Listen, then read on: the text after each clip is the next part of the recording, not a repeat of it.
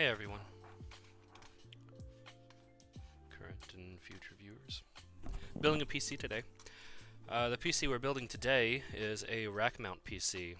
You can see the case there on the table. The case will go into something that looks like this. So the case we've chosen is a 4U rack mount server chassis. It's a SilverStone technology. It's a bare bones server chassis. It can fit any ATX or mini ATX motherboard. Our motherboard is going to be the MSI X570-A Pro. So it supports the Ryzen processor. You can see the pin out there in the top left. It does have the X570 chipset. That is the enthusiast class, and it has the features and controls with PCI 4.0 and the bandwidth for graphics and storage, which we'll be leveraging all of that today on this motherboard. The customer is not going to elect to install a graphics card today, instead leveraging the built-in high-powered graphics on the Ryzen 7 5700. So we do have a 5700G Ryzen processor to install into this build today. It has the built-in AMD Radeon graphics. It's an 8-core, 16-thread CPU, up to 4.6 gigahertz. It comes with the Wraith Stealth cooler, there on the bottom right, which is totally fine for our build and our workloads. We're not, this doesn't need to look pretty. It's going to go in a cabinet, and no one's ever really going to look at it. And the workloads just don't really call for any cooling that's more extreme. The memory that we're going to be installing today is Vengeance LPX DDR4. We have 128 gigabytes of DDR4 to install in this build today. That's across 4 32 gigabyte DIMMs. We have two 2 terabyte NVMe SSDs to install today. So that'll give us a total of 4 terabyte storage on this build. And we are going to install the Corsair RMX series power supply. It's fully modular power supply, 1000 watts. This is the 80 plus gold standard. People ask for my advice on a lot of components for PCs, and this is really kind of the only one I feel very strongly about. I don't really care Intel versus AMD, Radeon versus NVIDIA. They all have very good product lines, but the power supply is really kind of the bottleneck these days. Used to it was the hard drives and the speeds there, but really as long as you got an SSD, you're going to be fine.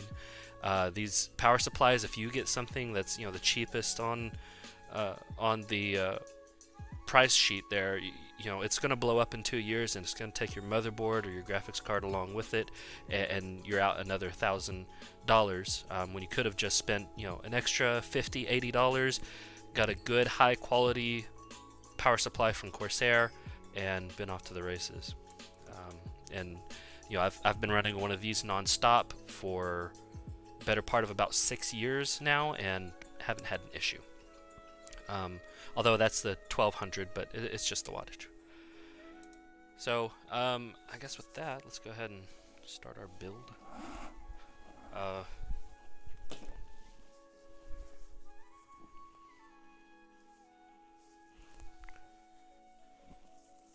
So we have our motherboard. I've already taken a look at it. I am actually concerned about getting both of these to fit on it, because it looks like the second slot isn't long enough, but we'll find out when we get there. If it's an issue, we can just return it, no problem.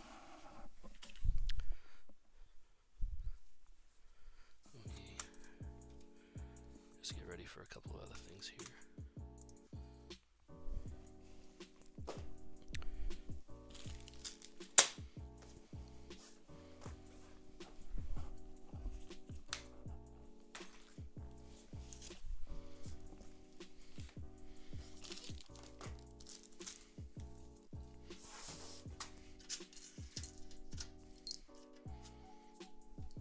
So that's what the inside of the case looks like.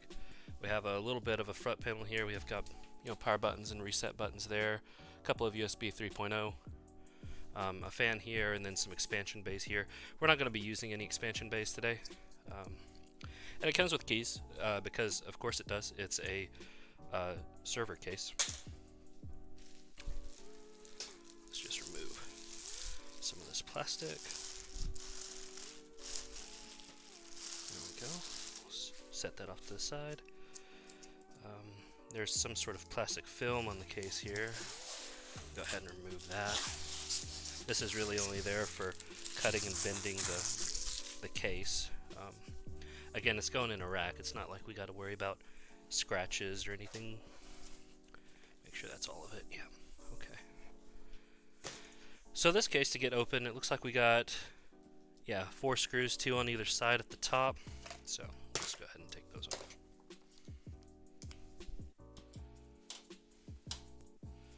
Okay. Those are a little bit more stubborn. Here we go.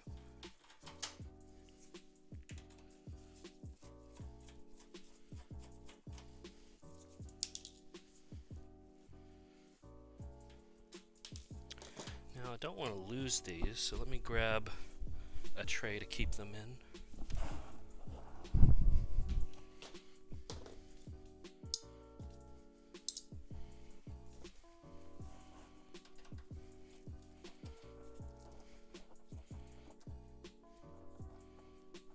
There we go.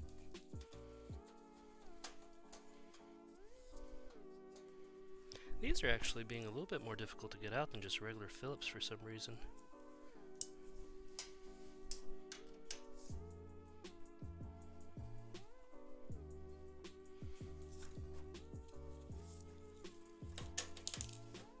Hopefully that's not foreshadowing.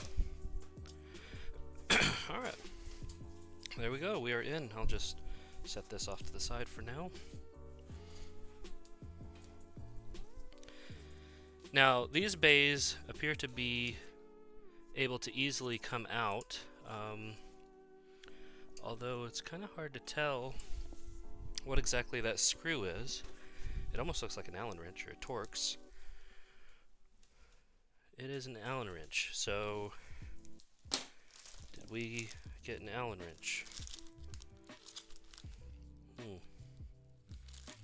No, no Allen wrench. But you know what? That's actually okay, because our wires are already out here and we're not using these bays anyway. It would probably be nice to take them out just so that they're not in the way and they allow more airflow, but looking at the way they're set up, it doesn't look like they'll get in the way. We have our fan, we have our the buttons and lights on the front of the case, and then the USB 3.0.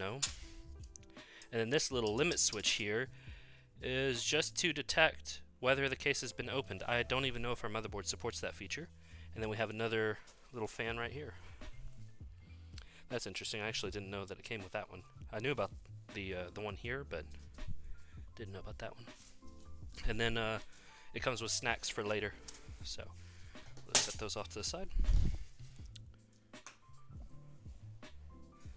Alright, so the first order of business is going to be getting our motherboard into the case.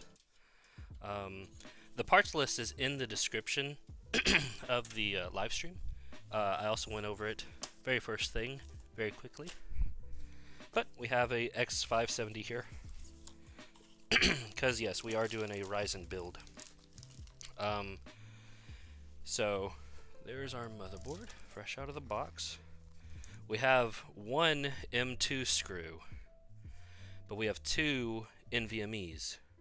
So I hope the NVMe's come with their own screws, because that could be a problem if not. I probably have some extras somewhere. Little quick install guide. The back panel so that we keep dust out. Some SATA cables, which we won't need because we're not doing SATA. Garbage. This is important. I'll go over that in just a moment.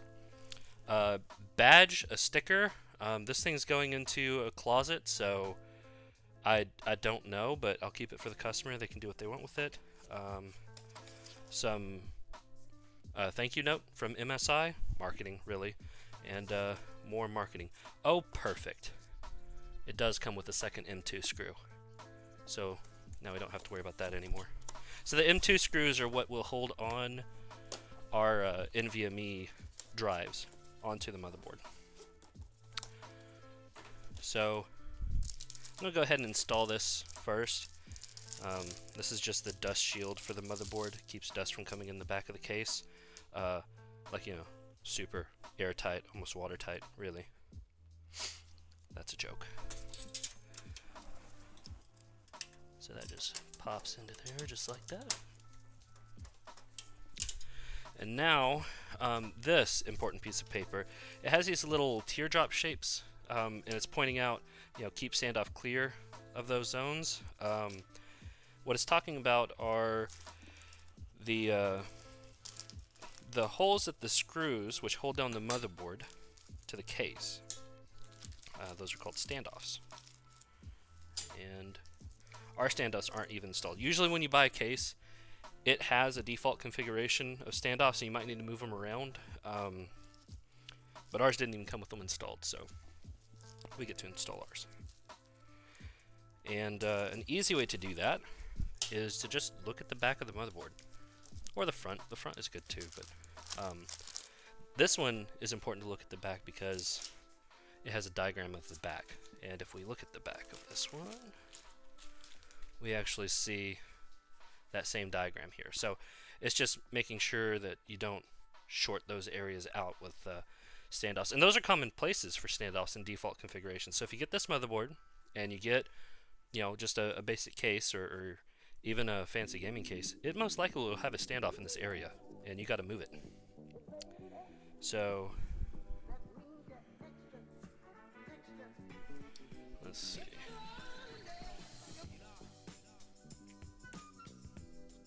That's weird. They have some weird sticker right there. So we have one standoff going down there and one going right there. And then one going right there. One going right there. Alright, so let's just start installing some of these. We keep this so we protect our motherboard. Don't want to knock any resistors off or other components.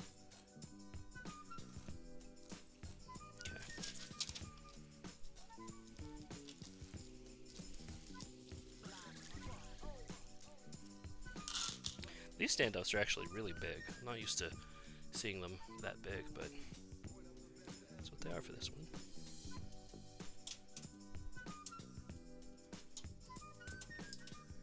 So that's our first one. Usually one would go there, but that's one of our keep out zones. So we'll just go down here. Let's just check our fit so far.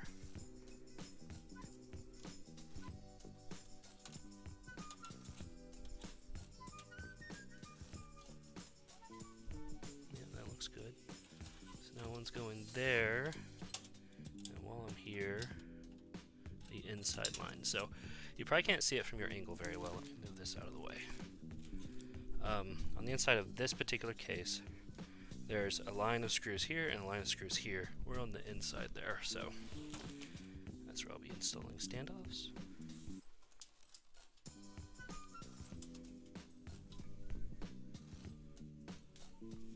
And these don't really need to be torqued down.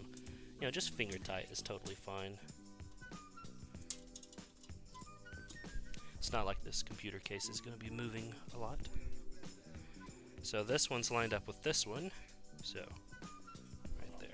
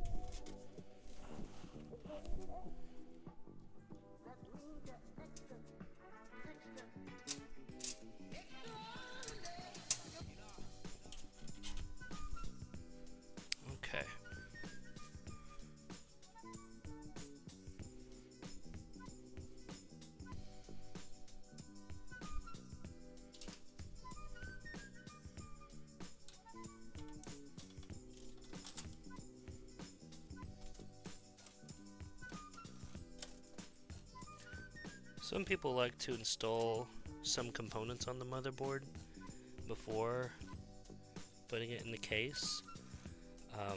And believe me, for some cases that's almost a requirement. But this one we have enough room, and I just prefer to do it this way if we can. So I'm just double checking all of my standoffs. I installed 9, I can see 9 holes, and they're all lining up with the holes that my screws are supposed to go in. So I'm comfortable to start installing our screws. So let's do that.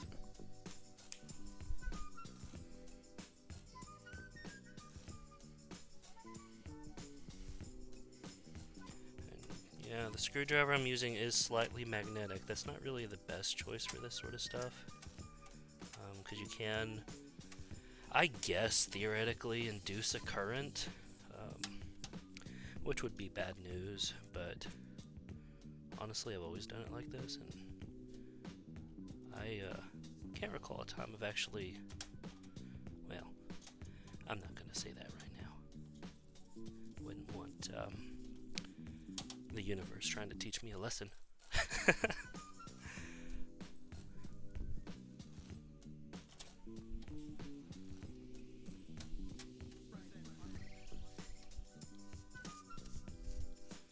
Alright, 3 down, 6 to go.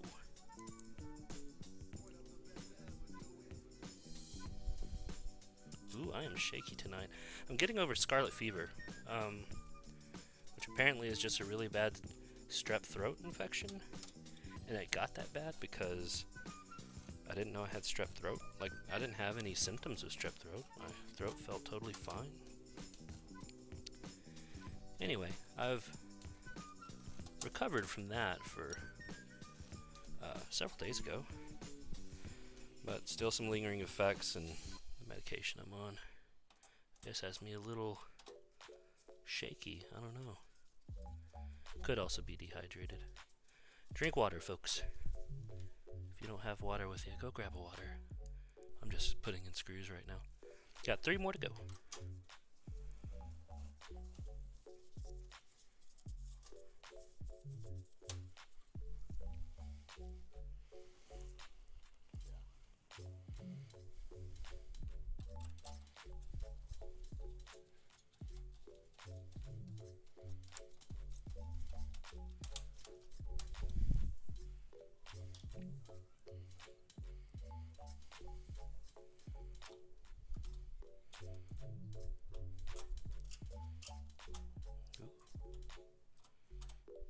The last one's gonna fight me.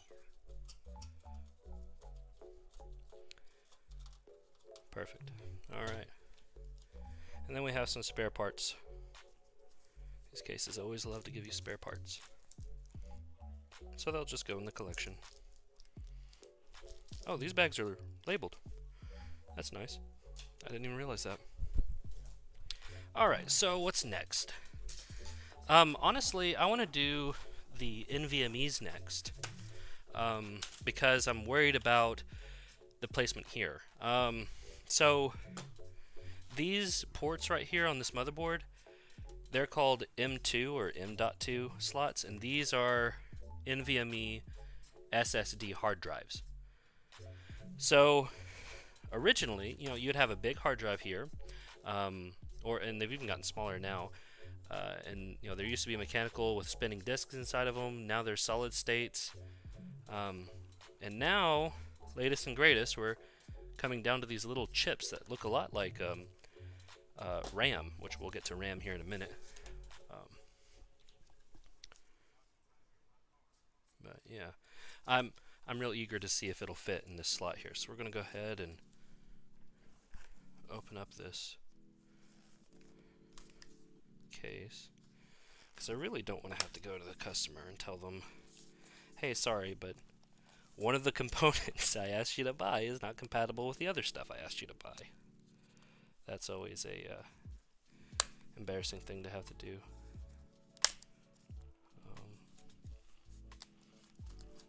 Oh, they have this packaged up pretty well. There we go.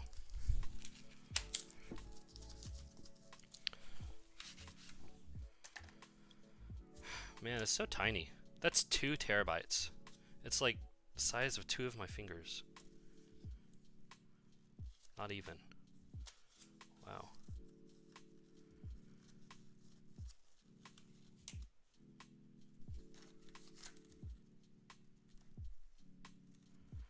Well, it definitely looks like it's gonna fit.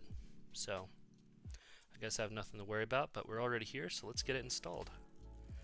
Some of these come with a, some of the motherboards, I should say, come with a shield that you can put right here that actually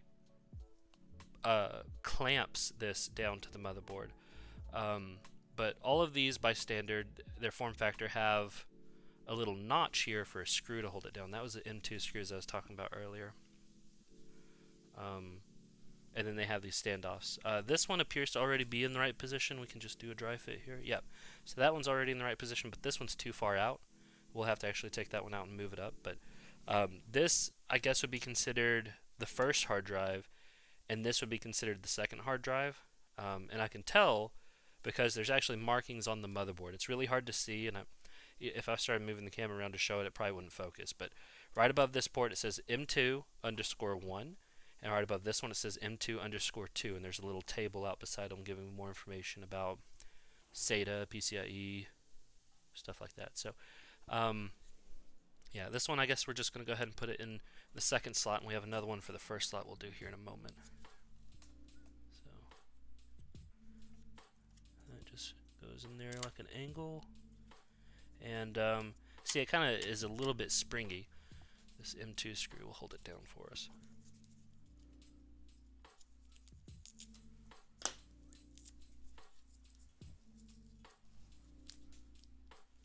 I see Jarrett in the comments. I'm not really reading comments today, Jarrett, but one thing that I would love to know, which I'm sure you already have this, is what is the difference between M2 and NVMe?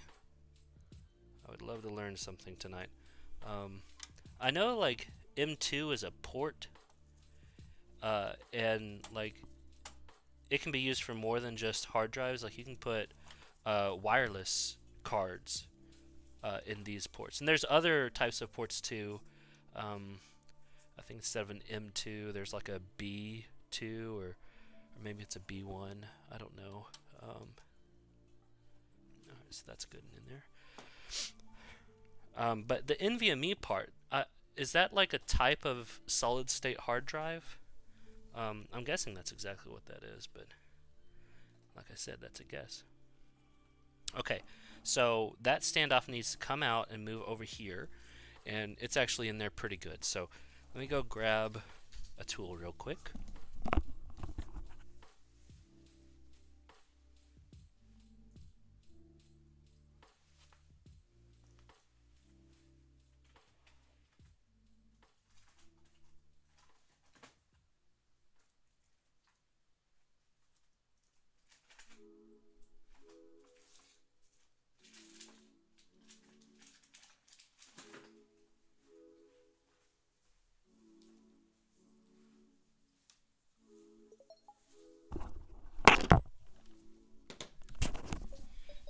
Here I am thinking I was prepared.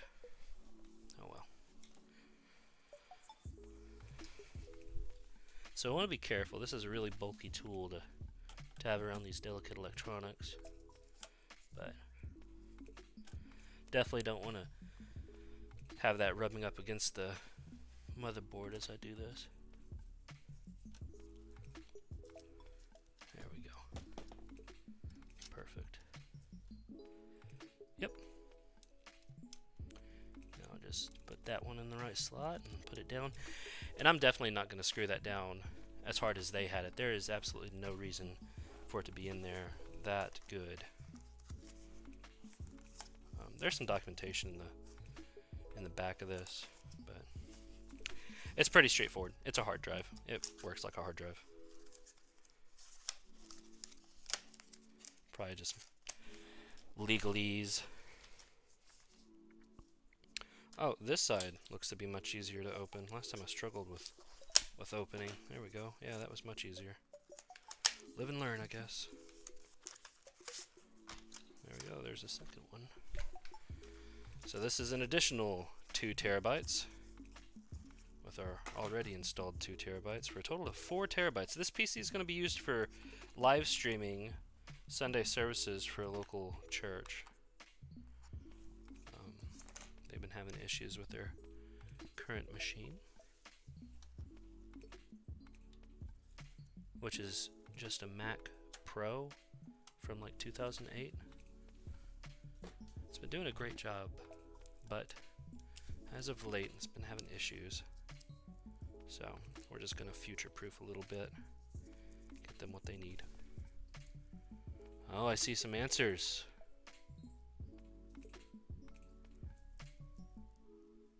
Yeah, that's what I was thinking. NVMe sounds like it's a type of storage technology like in RAM. But we can't call it RAM because it's well, yeah, I guess we could call it RAM. Because it is random accessible. But then again, if you think about it, even mechanical hard drives are random accessible. Or maybe I have my terminology a little messed up. I don't know. Getting a little bit too pedantic with this conversation. Okay, so we have 4 terabytes installed on this motherboard already. We should do the processor next. So the processor we have today is the Ryzen 7. It is the 5700G, so it has the built-in AMD Radeon graphics. That is because the customer elected not to install an additional graphics card into this, even though we're doing live streaming.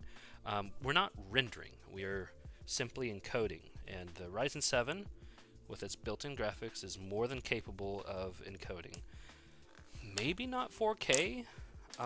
It would be a really interesting test, but the customer doesn't have 4K equipment anyway, so it's not a big deal. There it is. That's the Ryzen 7. And the badge, I'll save the badges and give those to the customers, and they can decorate the case if they want.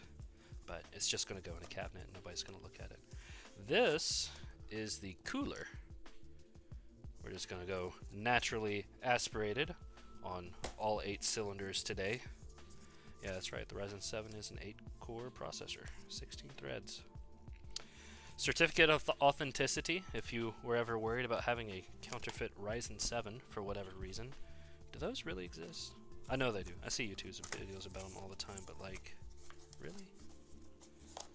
I guess when you farm out the actual chip manufacturing to places that don't have the same jurisdiction. Oh wow! So the thermal compound on this Wraith Stealth cooler does not have a cover over it. It's just there. Like there's no. Yep. Yeah. I just smeared it a little bit. Wow. So I built my Ryzen 7 machine.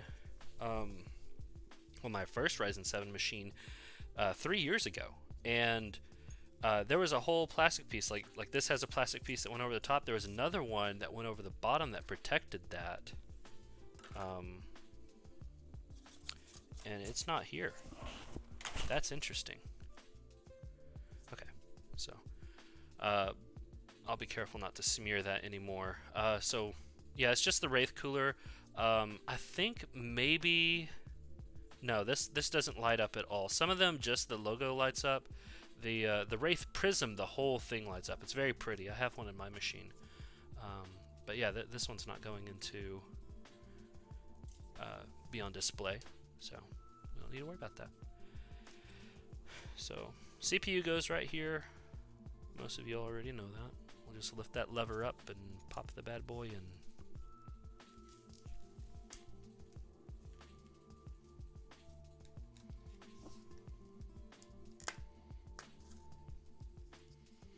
Alright, now the AMD processors still have the actual gold pins sticking out, and they can be bent, so we want to be careful. We want to give it a quick little inspection before we go shoving it in the port. Make sure nothing's out of alignment. We're looking good. Okay, now we have our little gold arrow here in the corner. We're looking for our gold arrow here. Where is our gold arrow? Oh, there it is. So it's going in just like that. We'll gently set it on top of the socket. Move it around a little bit. It's not dropping in. Oh, there we go. It just dropped in. Very good. Give it a little tamper. It's jiggling back and forth. So I'm going to back out, double check our pins again, make sure I didn't bend anything. I doubt I did. I was very gentle with it. Nope, nothing's bent. So let's take another look here. Why did it teeter? Yeah, that's definitely the right orientation. Maybe it's just new socket. A little bit of... Oh, yeah. Yeah, it was just not lined up properly. Alright. Checking all corners, making sure they're flush with the socket. Yep. I'm actually going to hold this one down a little bit. I usually don't do this, but this one I will. Alright, there we go. So now the Ryzen 7 is properly secured to our motherboard. It's remarkable what that thing can do based on most of the other processors I've installed. You bet the whole thing lights up. The cooler? No, that cooler, no, it has no, or maybe you meant my Prism. Yeah, my Prism does. The whole thing lights up. Check it out. It's the Wraith Prism cooler. All right. So the orientation of this one looks like it goes this way. Let me just double check here. Oh no. Okay. So this has a bracket already installed. I didn't notice that before. That bracket has to come off in order for this to come on. I may or may not be able to do that with it already installed in the case, which means the motherboard might need to come out. Par for the course with these sort of things, but let's give it a shot. It might be once I take these screws out, the bracket drops to the bottom. There's not enough clearance for me to reach under there, and I'm not going to go sticking a screwdriver in there. That's just asking for trouble. So, good news is those NVMe's can stay in.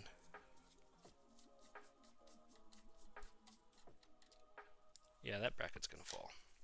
So this motherboard may need to come out. Oh well. Just more content, because that's why I'm doing this. You know what? I may be able, and this is safe, this isn't going to break anything. I may be able to take some of this cardboard. We'll just build ourselves a little, yeah, something like that. Perfect. Oh, too large.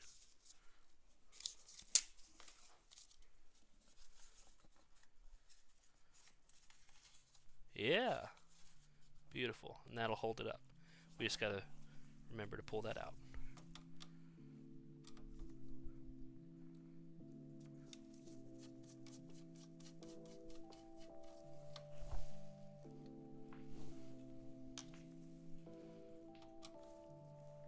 I do not remember. Oh. I want to be careful. I'm just watching it drop. Yeah, we're going to be okay here. Perfect. What was I saying? Oh, yeah. This is the first X570 motherboard I've seen that actually came with these installed. So these brackets are the old type of brackets for AMD. Where this cooler has 4 screws. There are other coolers. I actually have one around here somewhere. I shouldn't go looking for it. It has a bracket that goes underneath the fan and across the top, and then it comes down and clips onto these. I don't know of there being one in the Ryzen product line, so I wonder why they would. Well, it's an AM4 motherboard. I think other processors are compatible with AM4, so maybe this. I don't know. That doesn't make sense.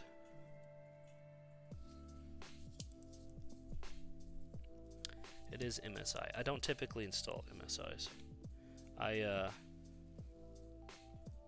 Screws are lining up just fine.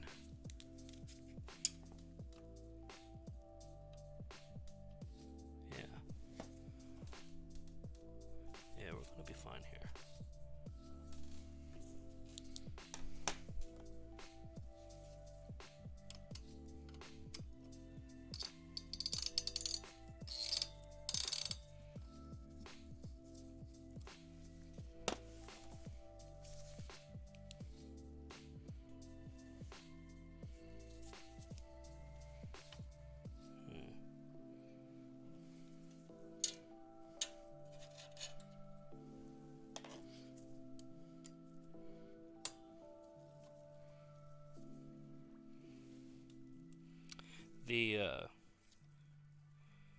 The Wraith coolers have springs on the screws, so you have to give them a little bit of pressure.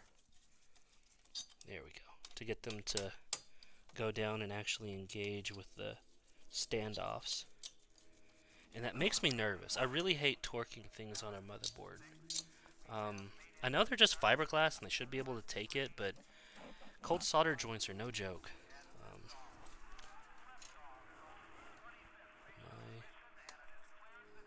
Am I in?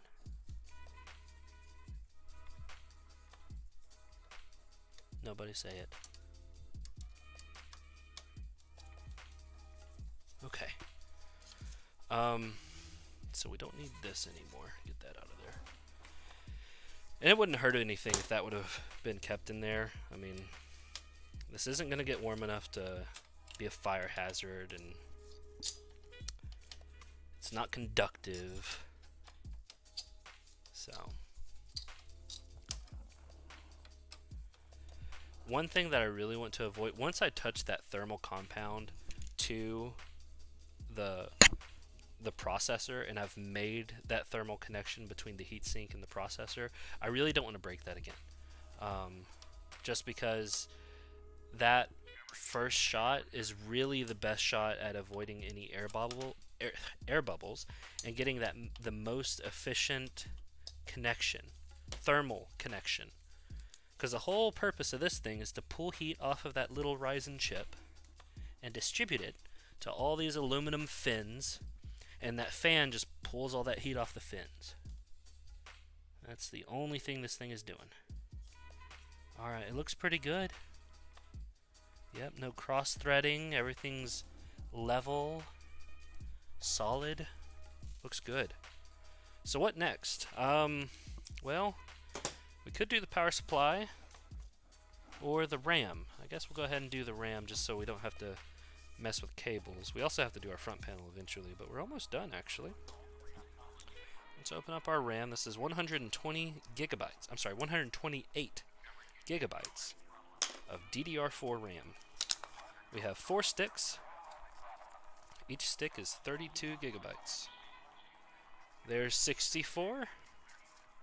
And if we jiggle it a little bit, oh no.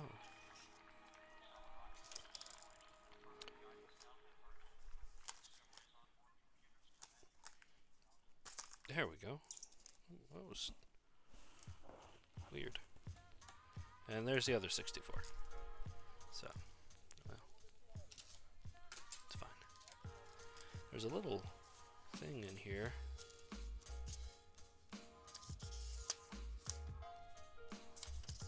Safety guide.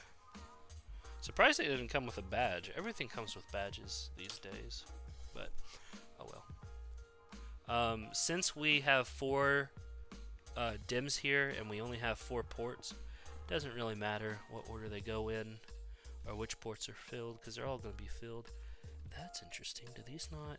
Oh, so on these ports, these feet kick out. Usually it's on both sides, but on this motherboard it's just on one side. Interesting. So are they expecting me to go in at an angle here? Ugh. I don't like that. Oh, man, but that is a beautiful click.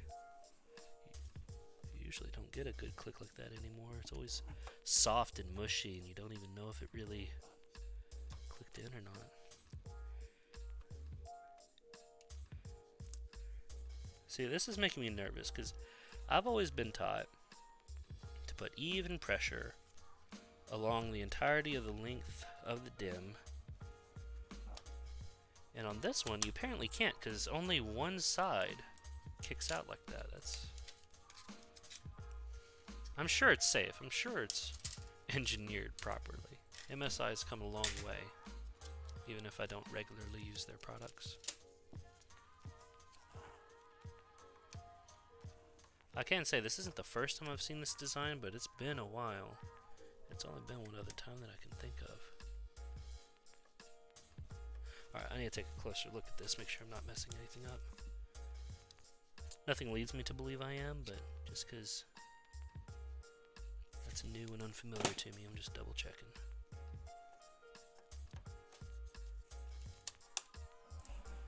Beautiful clicks though. Nice, solid, crisp. They're probably not coming over the microphone.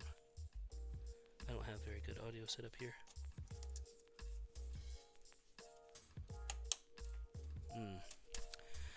Very good. Almost $400 worth of RAM there.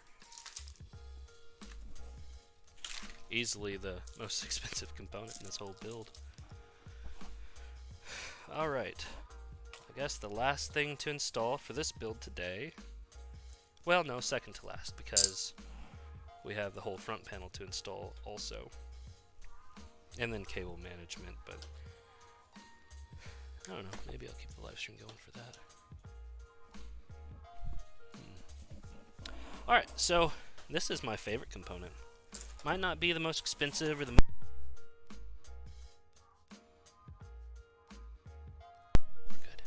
Sorry about that. Anyway, it's not the most expensive or the most flashy component, but it is the most critical component. And that is our power supply. You can see I already kind of looked at it a little bit. It's a fully modular power supply, so it has all these different cables in it. We will not be using anywhere near all of these cables. In fact, we may only use 2 of them. But there's plenty of space in this case to stash them away for future expansions if we need to. Plus, if they're ever needed, you know, you can order these online. So those are definitely the 2 we're going to need. This is for outside of the case. We'll use that later. Mounting screws and another snack. And there it is. So the RMX series, especially the higher watt versions, they are much longer than the typical form factor you're probably used to seeing. It's totally fine. I imagine that's mostly because of the fully modular bit in it. You know, all those plugs plug into here. Most, you know, lower end power supplies that you see, they just have the pigtail and the whole wiring harness coming out of it. But that leads for a very messy build, and it messes with airflow and everything else. I really don't appreciate it, but that's why I like these new fully modular power supplies. The reason that the RMX or even the HX series are my favorite is because... Hold on. Oh. This is an HX. That is... It's better. It's better than the RX that I asked them to buy. But I asked them to buy an RX, and they bought an HX. I don't know what the price difference is on that. But the HX is a far superior product anyway. Yeah, 80 plus, 1000 watts. Everything else is the same. It's just an HX instead of an RX. Oh well. But you really don't want to go cheap on your power supply. You know, if your power supply goes, it never goes alone. That's the sad thing about power supplies. When they pop, they're going to take something else with them. You know, usually it's the motherboard. Sometimes you'll get lucky and it's just the processor, but it's usually the motherboard. And when the motherboard goes, well, now you can't trust the processor or any of the RAM, or, well, now any of the SSDs. Everything runs off that 5-volt line, man. And if it gets out of spec for even a moment, even a millisecond, you can do so much damage. So getting one of these higher end power supplies that can just go and go and go is definitely a good idea.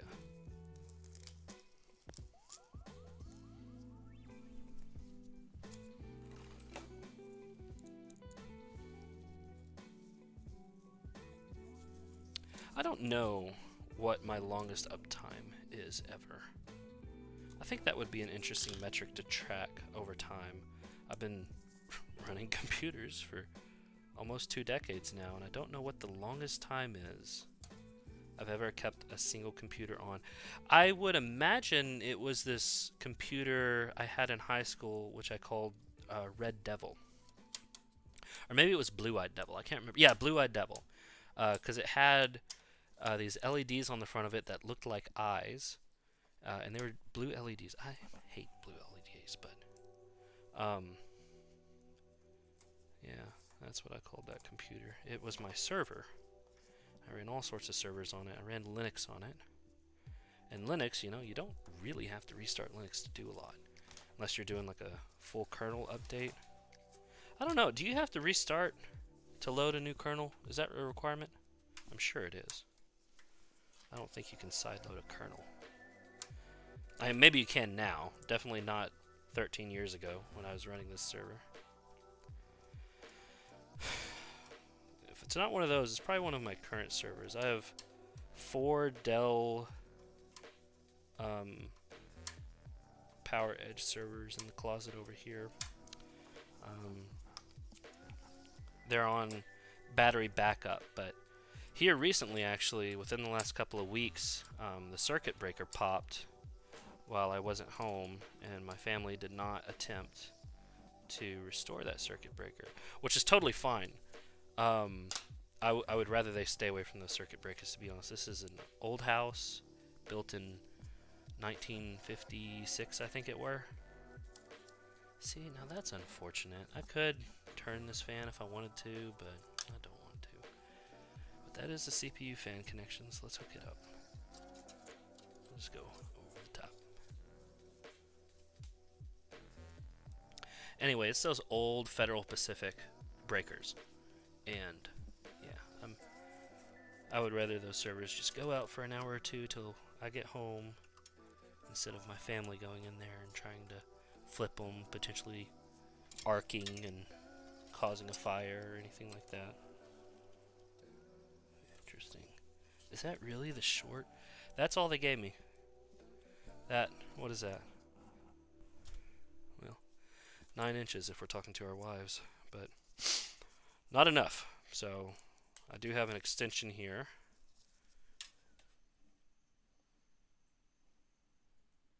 Wow. This motherboard has so many system fan expansions. There's 4 of them in a row just down here at the bottom. I know there's one here. 5. There's usually one here on ASUS boards, but this is an MSI board. Let me take a closer look at some of these. I mean, this has a lot of pins on it. A lot. Like, I don't even know what this header is. JSPI 1. I'm not sure what JSPI is. Probably something to do with RGB or something. Nope. JRA Rainbow. JRGB2. So yeah, a lot of these headers have to do with making the thing look pretty. But we don't need to worry about that. Yep, there's another rainbow header. There's the front panel header down there in the bottom right. That's typical. As far as orientation goes, I mean, this is typically the top of the board. This is the bottom. You can extrapolate from there. There's the battery reset there.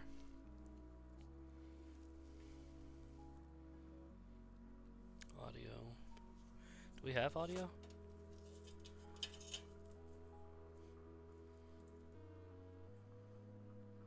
Nope, no audio. It's a server chassis. Why would we need audio? It is going into an AV cabinet, by the way. I mean, it's going to be a streaming PC. But the motherboard has audio, which is all I need to, like, on the back panel.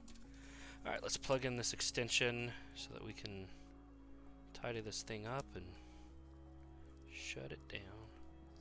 Actually, maybe I'll keep the live stream up for the operating system install. What do y'all think? Free Windows keys for everyone. For legal reasons, that's a joke. I guess we'll just make that system fan 1, yeah? There's one fan header over here that says pump 1. It's interesting that they're now labeling them specific to a type of cooling technology. Alright, let's start using some of these fancy zip ties our power supply gave us.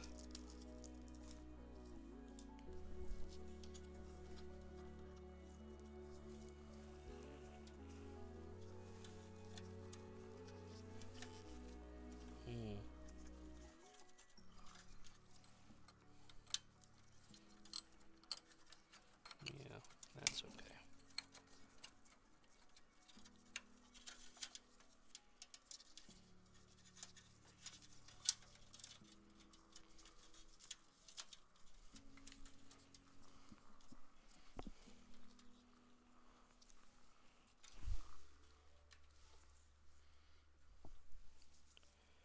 JSPI. Yeah, no idea what it is. I could ask the wiretap.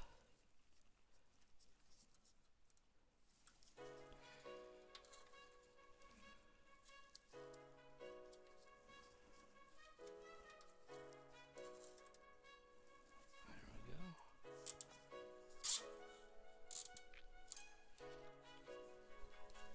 Yep, plenty of slack there. That will never need to be repositioned, honestly. Even if a graphics card were to be installed in this as an expansion later.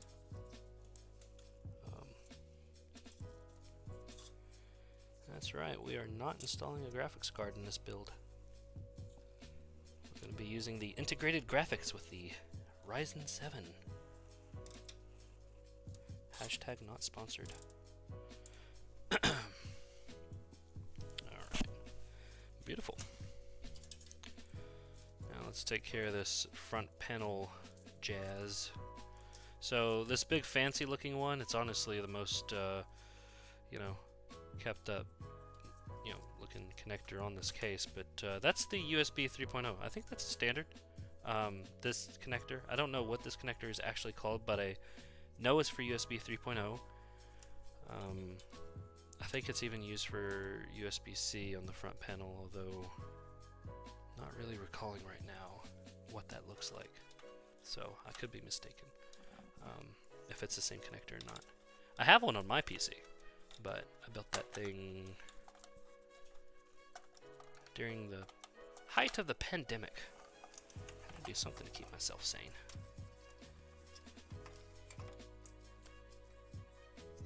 And who said I kept myself sane?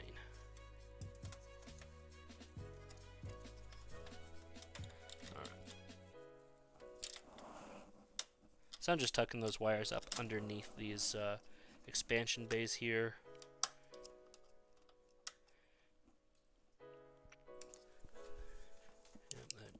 It's a keyed connector too, so you can't put it in upside down. Wow, it's not wanting to go in at all though. I know I have it in there right. Unless the header's bent. Nope, popped in there that time. Okay, now probably the most irritating part of this whole thing is wiring up the front panel. We have power LED, power switch, hard drive LED. Oh, interesting. We have network card LEDs. That would be a good expansion to do on this later. It has all these PCI 1 slots. I mean, those could be extra networking cards for extra networking ports, but future. So we're not going to be using NIC 1 and NIC 2. I'm pretty sure this motherboard does not support that. I'll just peel those away. I don't think this supports hard drive. Let's get this plastic out of the way before I forget it. Oh, that fan is just out in the open, huh? Nothing to protect it. Interesting. Anyway, so we're looking at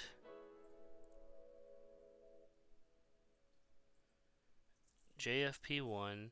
Usually when it's like this, there'll be a little table out to the side that shows, yeah, and this one has it actually, that shows what the pinout is for it. So we have 4 across the top and 5 across the bottom. The starting at the top left, we have power LED plus and minus, and power switch plus and minus. Oh, and then we do have HDD plus or minus, very good, and reset plus or minus. And that's what I have here. All right, good to know. So plus or minus. Plus is always going to be on the left. So text down in this case.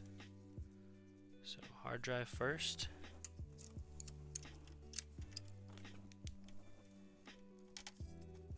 These are a pain. This is a standard pinout for this JFP port for the front panel. That's what FP stands for. This is a standard pinout for it right now, actually. And some cases obey by that, but a lot of them still have them separated out into their own pins because, well, I mean, what are you going to do if it's all in one connector and your motherboard does not respect the standard? Because there's still a lot of them out there that don't. There's a lot of them out there that have a lot of additional stuff to them and different things you can do. Less so now, but there we go. Now I do have this limit switch here to know if the case has been opened. I don't know if this motherboard supports it. I also don't know if we care. I'm just going to take a cursory glance at everything. Everything's labeled with J. We have J-Odd, which is for audio, JRGB, which is for RGB lights, JTPM1, which I think is another audio, like a high definition audio, a jumper for the battery, different system fans, which we still have to connect to that fan down there. Here, this one. Let's go ahead and wire that in. Let's put that in system fan 4. Doesn't matter. I'm not OCD about the numbers. It can be in 4, 2, or 3, or whatever.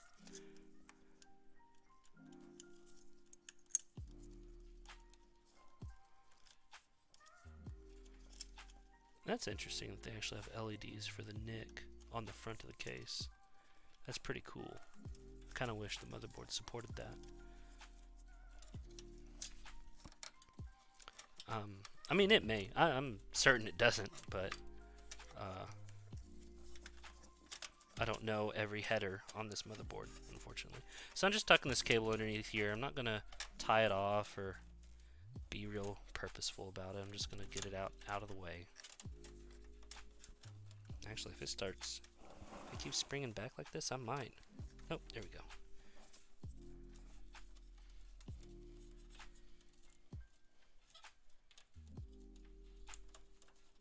Yeah, that'll do perfectly.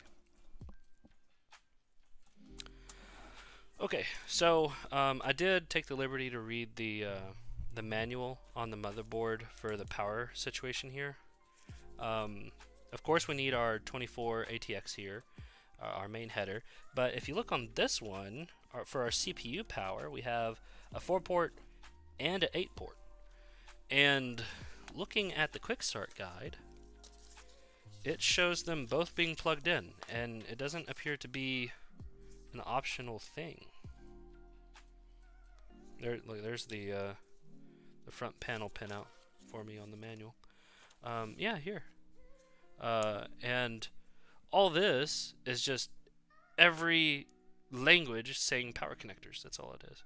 There's a YouTube video. I'm not going to get into that, but it says 2, 3, 4, 5. Huh. 4 shows a 6-pin. Is there a 6-pin?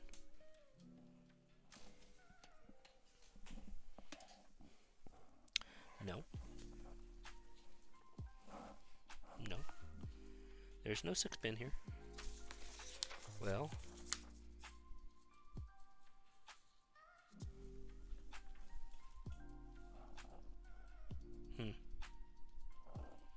I am going to plug them both in. It's I doubt it's gonna hurt anything because it's just a 12-volt line. Yeah, J is typically used to label connectors or jumpers or whatever.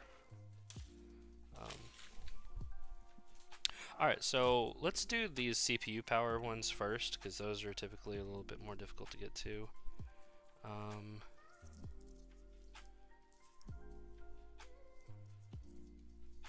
So that's an 8 one.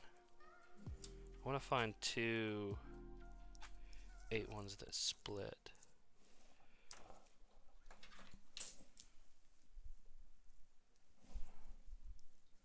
It's another 6.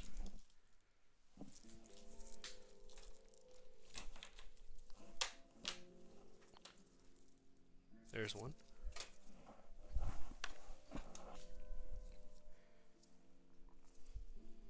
And there's another. Yeah.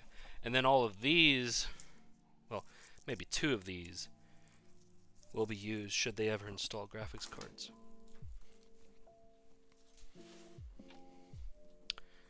Okay.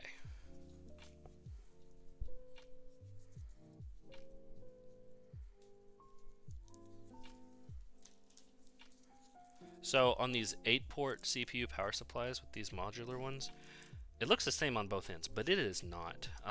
One side is called a Type 3, and the other one is your for your CPU, and it's labeled CPU somewhere on the connector, on the side most usually, but the Type 3 side does not appear to be labeled at all, but this is definitely a Type 3. So I'll just find a spot here. And we will plug it in.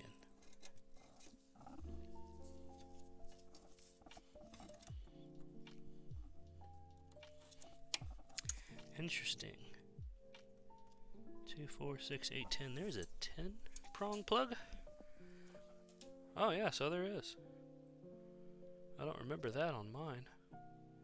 I have the HX 1200. This is the HX 1000. Anyway, so that one I'm not going to split. I'm just going to plug it directly into its 8-port. We'll deal with cable management in a moment. This is the same exact cable, but that CPU connector actually splits right in 2. There's a little pin right there, or not a pin, but a just a plastic clip, I guess. Yeah, clip. You just kind of squeeze those together a little bit, and it splits in 2. So you have 4 and 4. So this motherboard called for 1 8 and 1 4. So that's where our 4 comes from, as we split one of the 8s. So just gonna plug that in. There we go. Tuck that extra connector out of the way. It can't be removed, and it's just kind of there now, but I'm sure there's some fully modular power supply out there, particular for a 4-port on a Type 3 connector, but it's fine. This is not a showpiece. It's not a display piece. I'm just going to tuck these up under there and out of the way.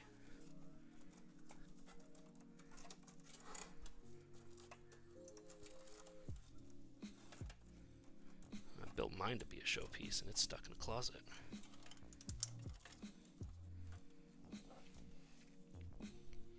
Not thrilled with that cable arrangement, but maybe I'll do something about that in a minute. Wow, they really put a twist tie on that one. There was no reason for that. Alright, kind of work these kinks out. Don't want our hose to be kinked. Stops the flow of the electrons.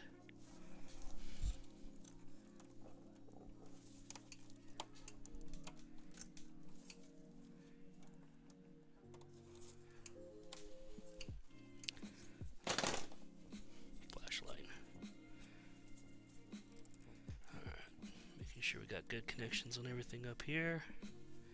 And I think that's going to be it in the way of power.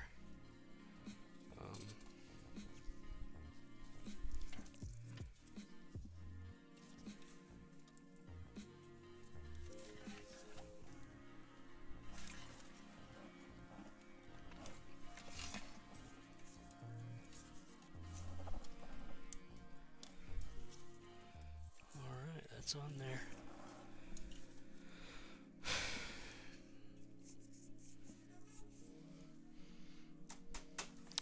Alright, now for these extra power cables, I'm just going to put them away in a box, and I'll put those in the big box so that when the customer does expansions, they are able to properly power those expansions.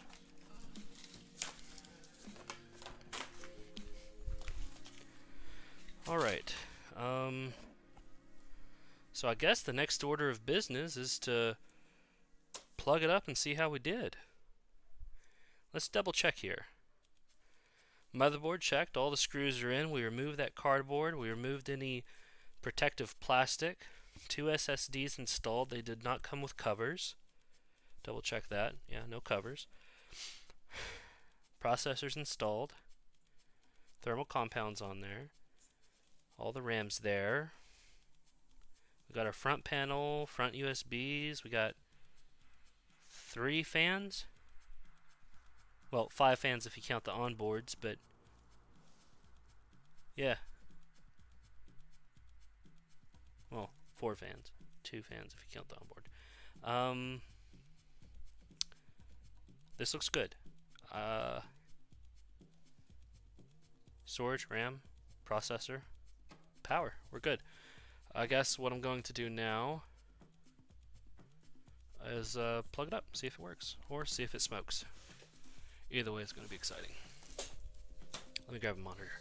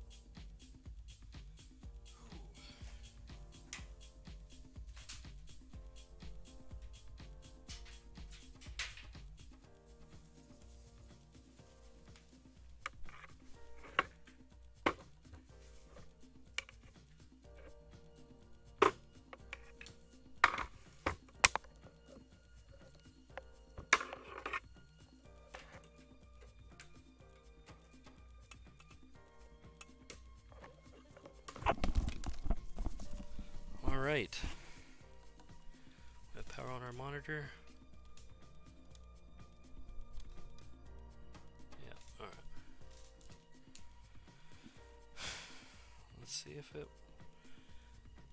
works. Nothing bad yet.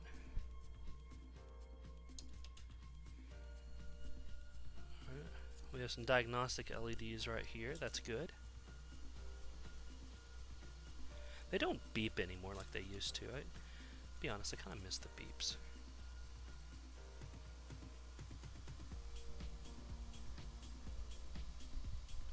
All the fans are working. We have some LEDs on the front. Everything just tampered down for a minute. I don't know if it's stopping or just throttling. Looks like it's just throttling. But we still have no video out.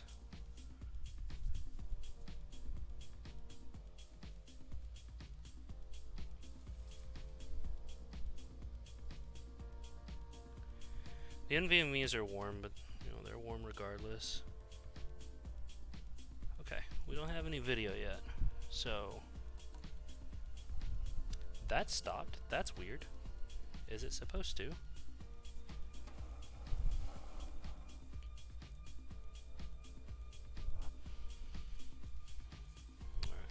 let's power down, take a step back, figure out what's going on here.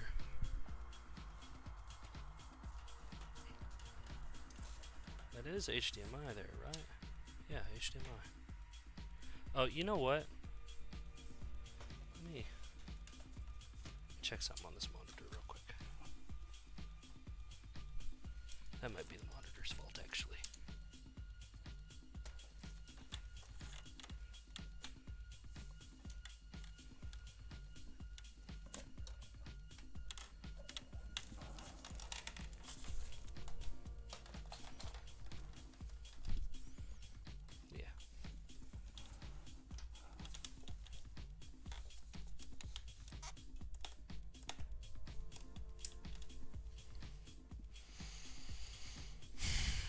What input are we on here?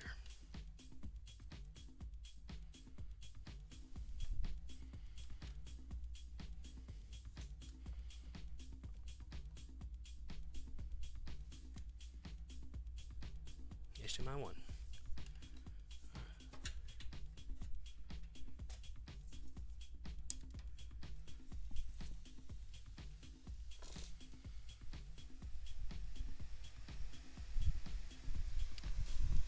Have one diagnostic LED on.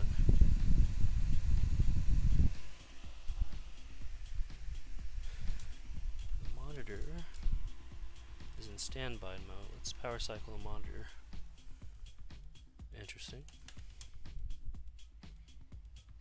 This all throttled down as soon as I did that. Probably a coincidence.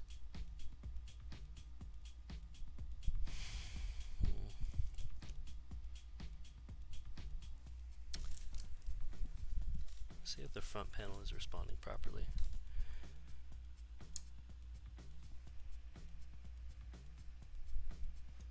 Yes, the front panel is responding properly, which tells me the CPU is fine. But let's see, we have some diagnostic LEDs here. Let's see what those are labeled as. We have 4 of them. Boot, VGA, DRAM, CPU. And it's labeled Easy Debug LED. Echo Zulu Debug LED.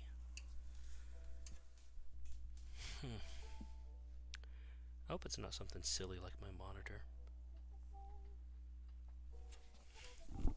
Alright.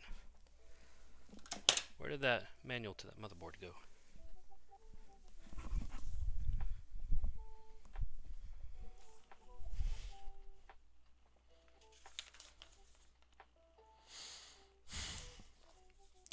Wow. On the diagram of the Wraith Prism, they have that old mounting diagram on there, but the Wraith Prism doesn't use that.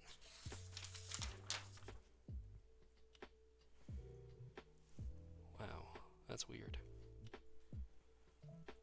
Oh well. Easy debug. Where are we at?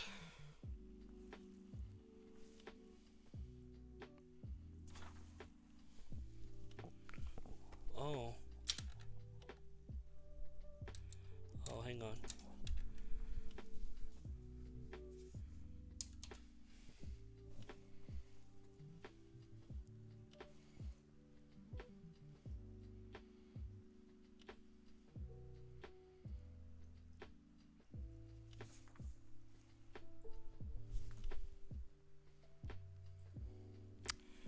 not have any instructions here on their easy debug. How easy can it be?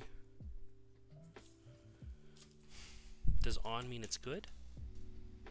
Oh hey, it's not on CPU anymore. Well, now it's back on CPU.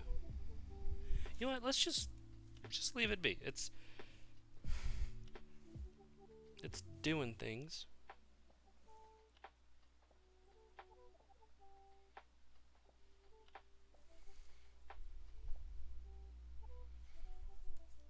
'86 room temperature. Even the NVMe's are cold. Tell you what. Well, it's doing that.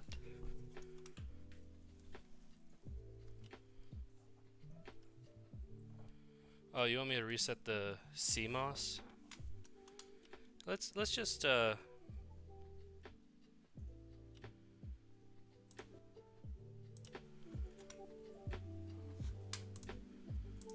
do some Googling here.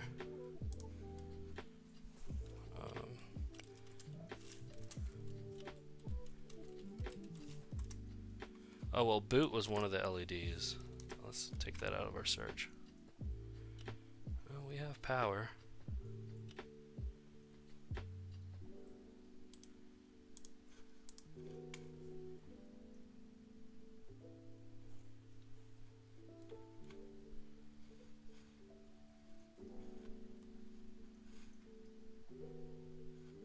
Oh, hey, check it out. I have to update the BIOS on this motherboard to support that CPU.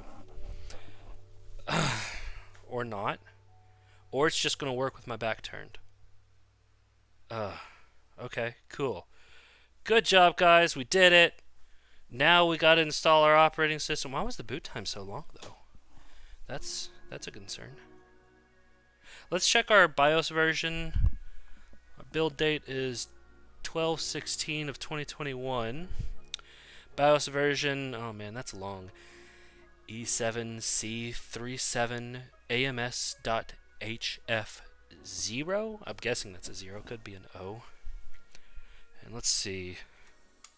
Update to 7C37 VHE.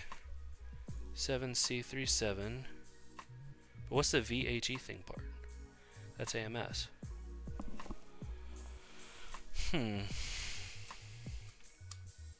Not the HF, okay, but we are HF, okay.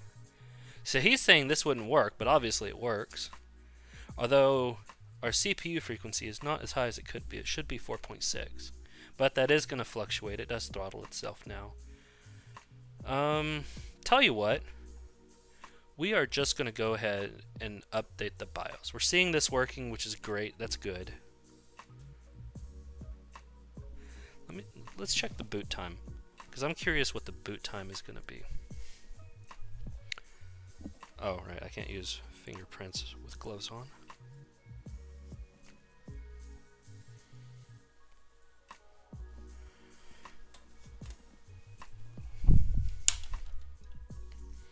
Alright, make sure it's power cycled. Very good. So, from a cold start, we'll even give it a head start. See how long it takes.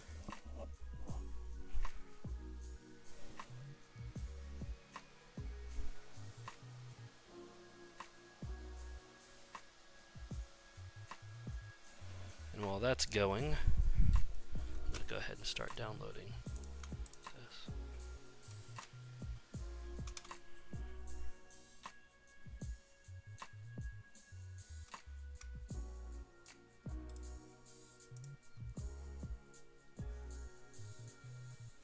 Register now for technical support. Come on, man. Don't make me register just to download your driver.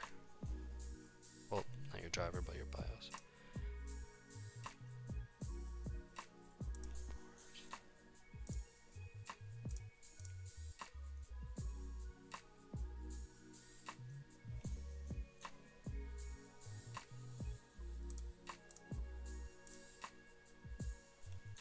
Okay, so what are we at?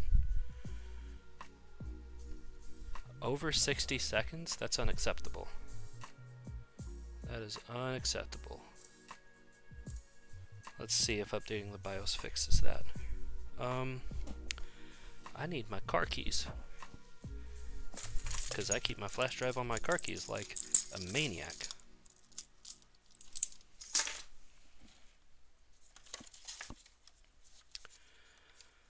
Alright, hopefully this USB works. Yeah. Sorry if that was really loud for you guys, I apologize. Alright, so that's the HI.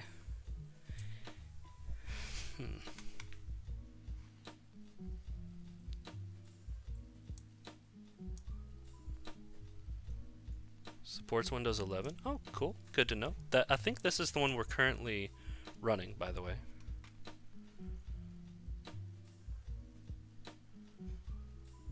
Wow. No, this motherboard is supporting this processor. Yeah, it's been working, but its boot time is over a minute, man. And that's just not acceptable. Yeah, it could be a profile. Optical device compatibility. Whew, really cooking with gas there, boys.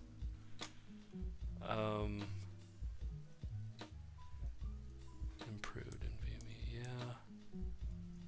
Okay, so that's pretty old. They don't have in the featured patch notes here a specific update for the 5700G or even the 5000 series processors, specifically the G processors. However, let's see what he was saying again. Update to HE, specifically HE, not HF. Why? HF is buggy. The AGESA. Can you not downgrade?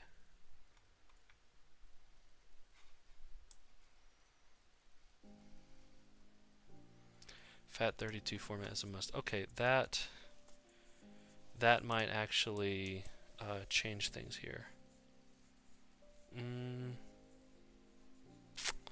Yeah, I have a stick I can format, I guess. Give me a second.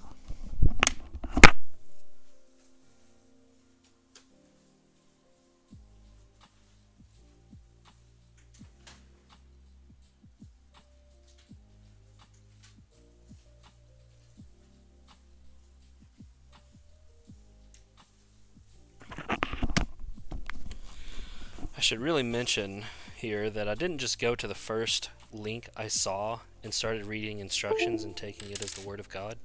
The domain up here is msi.com, right? MSI has their eyes on this. They're gonna remove anything that is malicious or damaging. Plus, it looks like this guy pays to be here for some reason.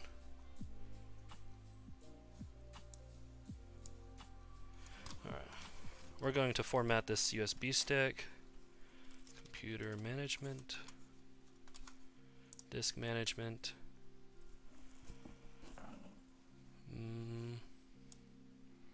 Gotta be careful here. Don't want to make a mistake and format the wrong hard drive. I'm gonna say the 16 gigabyte one is UBCD. It is FAT32. It's ready to go. Very good. So he was saying HF was buggy. And looks like they fixed that bug here. And this was released just a couple months ago. We're going to download it. We're going to go for it. I am going to go ahead and just do a quick search on this and see if anybody's complaining.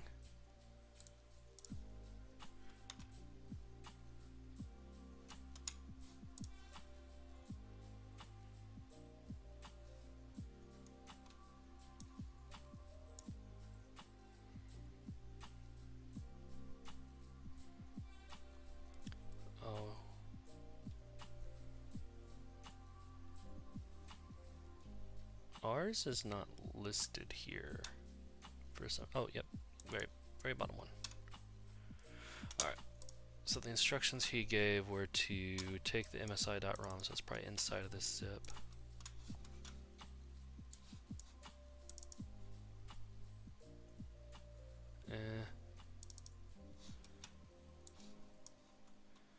This is an AMI BIOS release. This BIOS fixes the following problem with the previous version. Below information is for Chinese. Okay, very good, thank you. But no instructions on how to use it. This is saying taking the ROM file, but that's not a ROM file. Let's go back to the download, see if it has instructions. How to flash. Oh, I don't want to watch a YouTube video. Just give me instructions.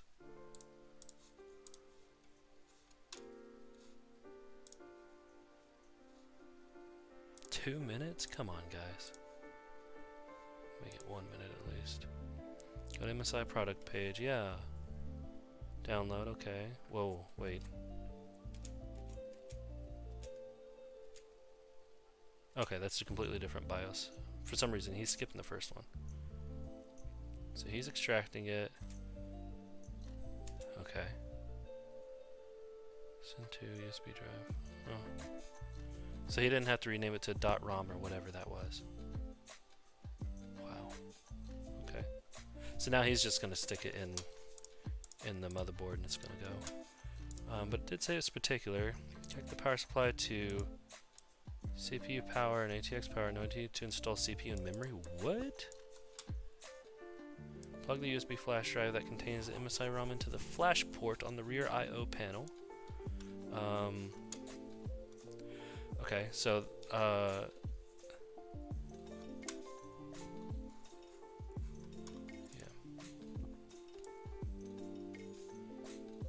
Press the flash BIOS button to flash BIOS, and the LED starts flashing. Oh yeah, there's a button on the back of the motherboard for that. The LED will turn off when the process is completed. Okay.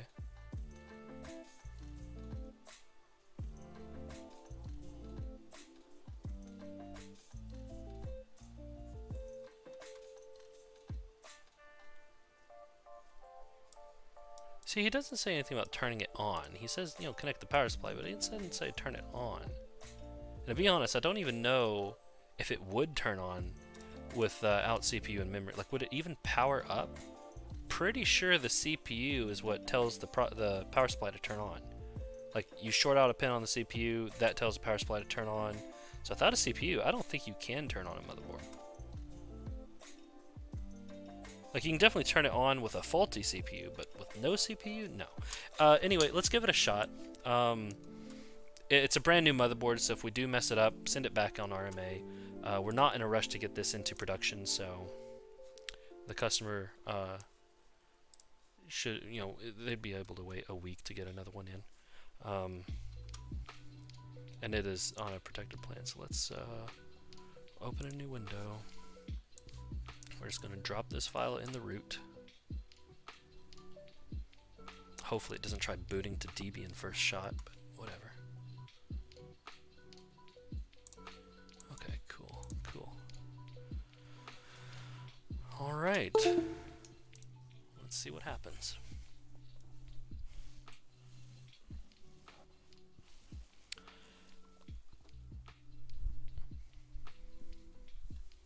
So I'm just going to turn it off.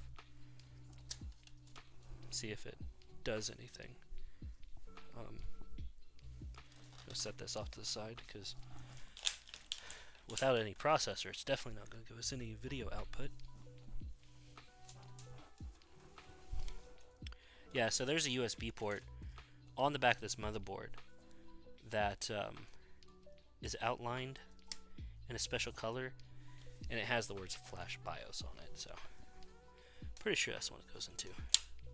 Make sure we actually have power. Yeah. Okay.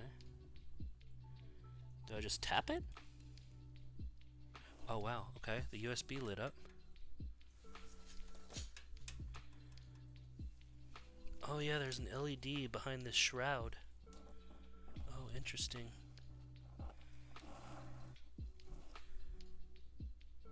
It's done. Wow. Really?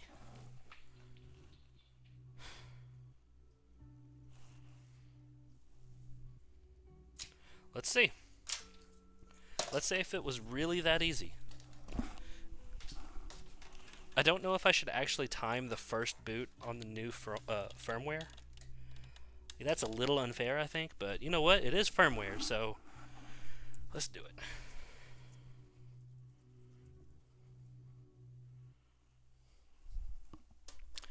And just like last time, we'll give it a head start.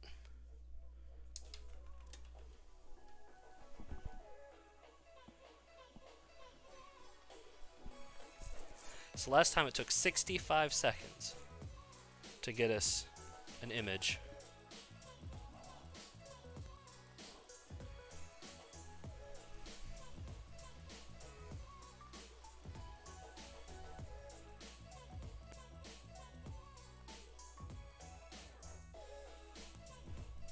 So, to be honest, when this thing is in production, at this point I would already expect it to be in Windows. Oh, I saw something flash there. And we are on the updated version. Yeah. The new version number.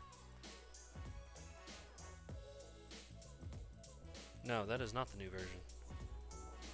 That's the same old version. So the flash did not work. So, alright. Maybe it did need to be powered on. I don't know why he said. Whatever. Let's do it. See what happens.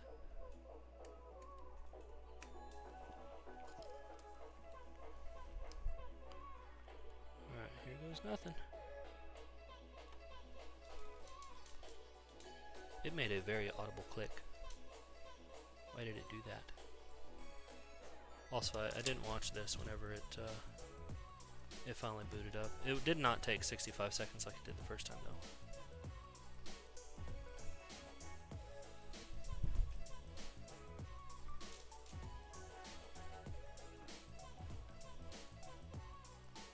There's M-Flash down here. I'm going to arrow down to it and see if...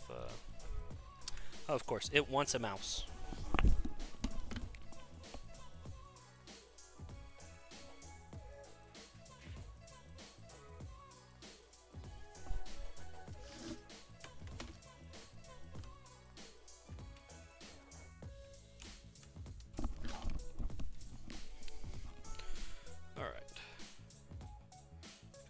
M-Flash, see what this tells us. System will auto reboot and enter flash mode. Do you want to enter flash mode? Sure.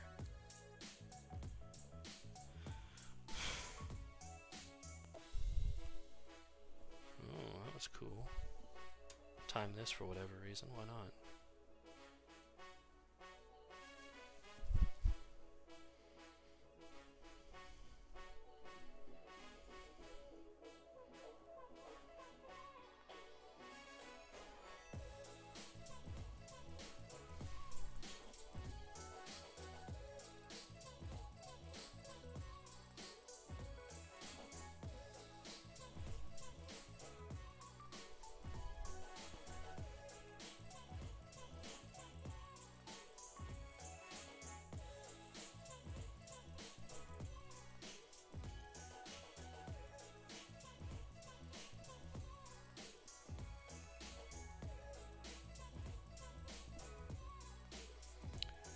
These are unacceptable boot times, man.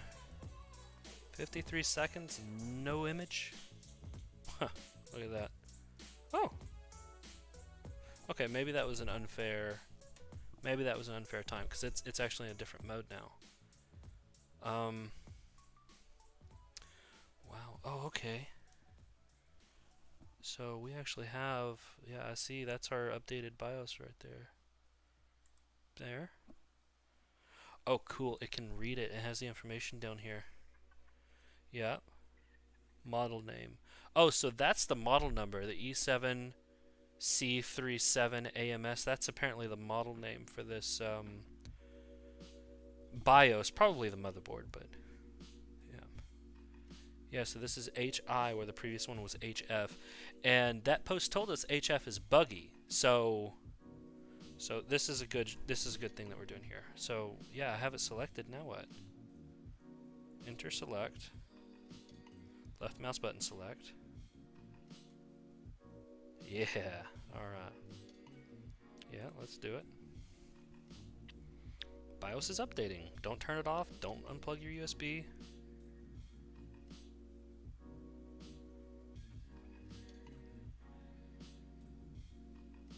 Oh wow, we have a percentage bar down here. 5%. That might take a minute.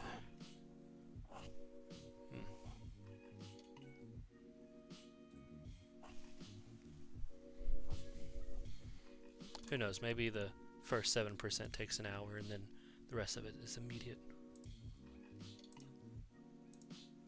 Man, it is 10 p.m. I've been going at this for an hour and a half. I'm sorry.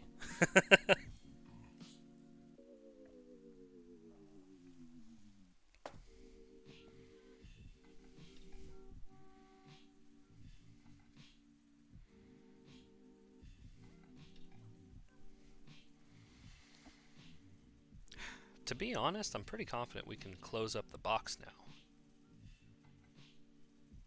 Because it appears to be working. I don't think I need to do anything inside of the box anymore. So actually, while it's doing all this, I'm going to go ahead and take my closeout pictures.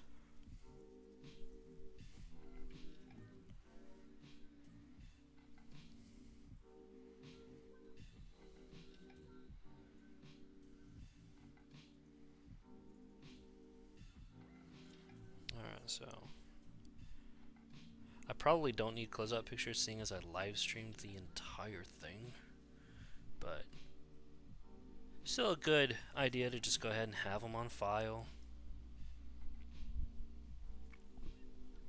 That way if they say, hey, it's acting funny, what do you think that is? You can come in here and look and make sure you actually did plug in everything.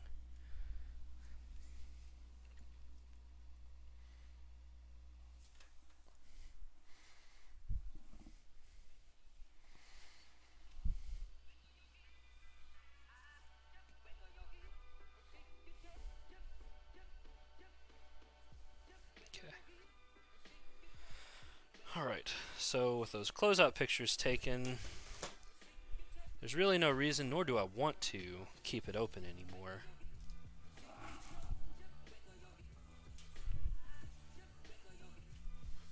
Just gotta be careful not to accidentally turn it off. See, like, look at that, that's what I'm talking about.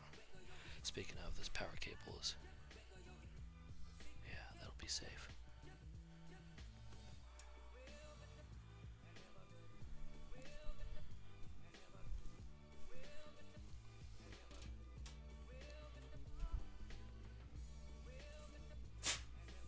Perfect.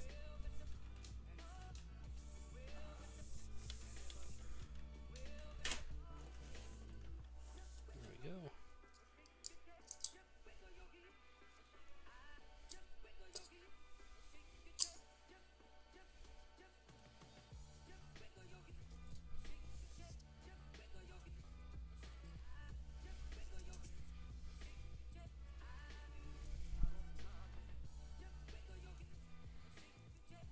Where are we at? Guess I'll just use this.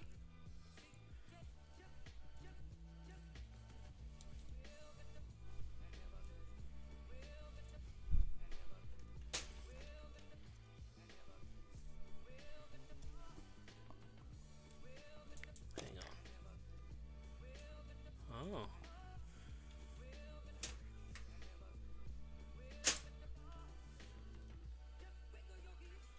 Case isn't exactly square. Not gonna hurt anything, just that explains why I was having so much trouble with these screws to begin with. It's really a great case. I really like that it has those NIC 1 and NIC 2 LEDs. Even if I can't think of a single motherboard I've ever seen that has that functionality. But I'm sure there are some cases, or motherboards, particular to rack or server chassis that would support those LEDs. But those type of motherboards aren't going to support streaming like we need. Alright, we're closed out. So we don't plan on making any more hardware changes tonight. BIOS is still updating.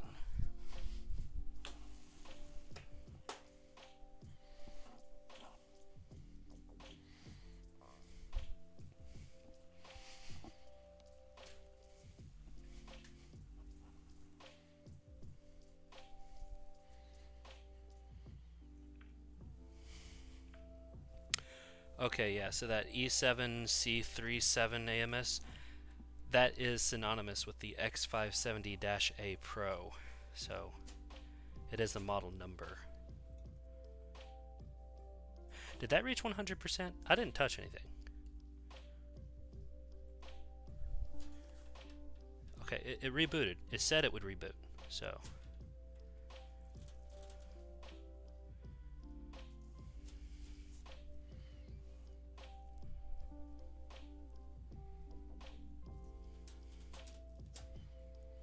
I wasn't paying attention to the progress bar. I don't know if it actually hit 100% or not. I should be timing this boot sequence right now.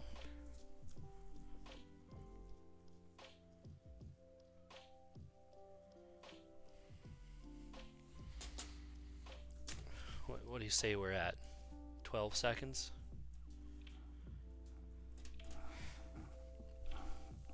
I can always go back on the stream and look later.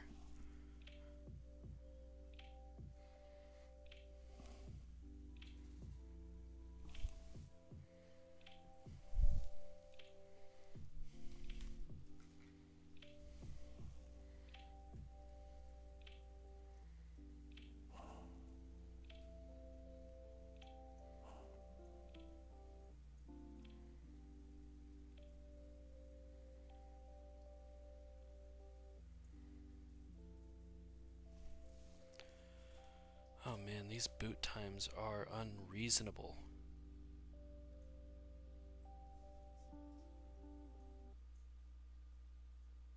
Okay, so that was a boot cycle.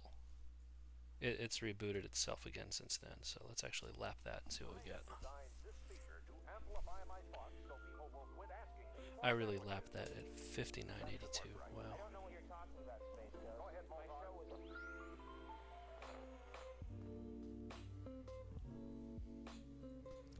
Now, while that's booting, he said that it was something buggy on that one. And I wasn't familiar with what he was saying. AG... oh.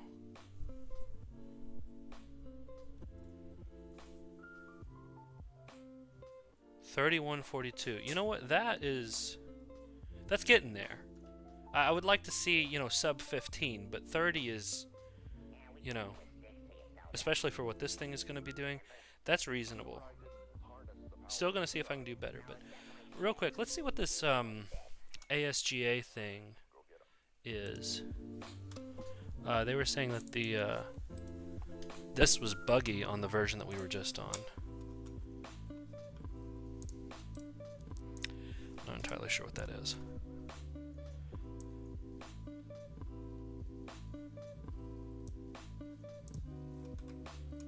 Is responsible for initializations of the CPU cores. Okay.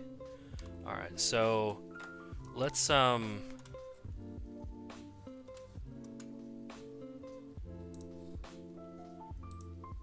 just Google real quick. Slow startup.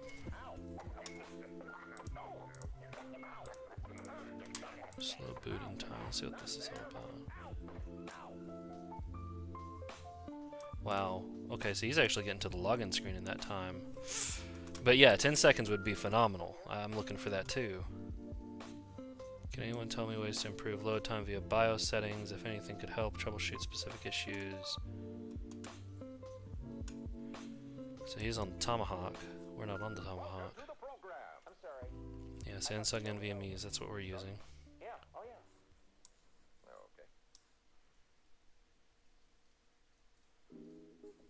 I switched from CSM to EFI on my system. Yeah, we haven't even got a system yet. Yeah, everyone's just saying move to EFI.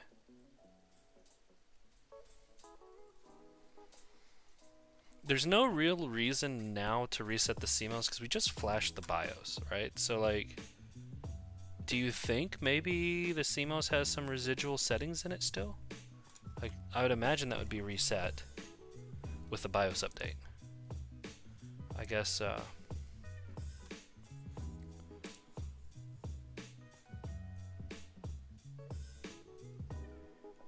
post, yeah, this is what we're looking for. Post time 2 to, okay, well, we're not that bad. But yeah, we're looking for that sub 10 second also. That would be cool. Try to remove the network card. By the way, that's just some guy spitballing. That's not. No, that's not gonna do anything. What debug LED shows when it hangs for those 2 or 3 minutes. Remove the network card. Okay, hang on. Did he mention the network card? Oh, Wi-Fi adapter. But it's not doing Pixie or anything. He's not even to that point yet. Okay, that's solid advice, but we don't have a GPU. We're not RMA in the board. What?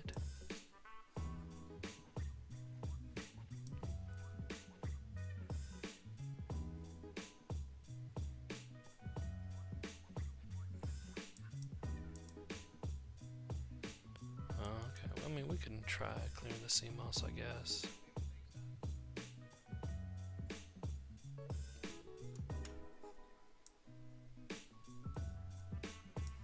Alright, I guess what we're going to do now is start playing with some BIOS settings. Why not? See if we can improve our boot time here. Let's measure our boot time right now, get a clean measure.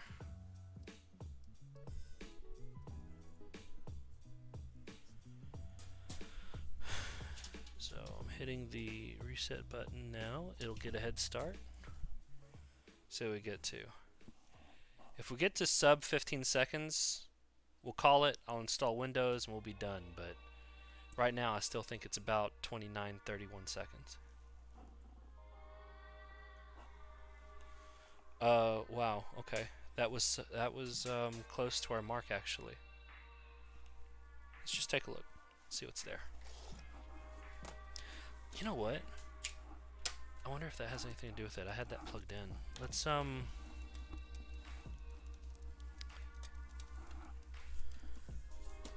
just be scientific about this. Head start. Let's go.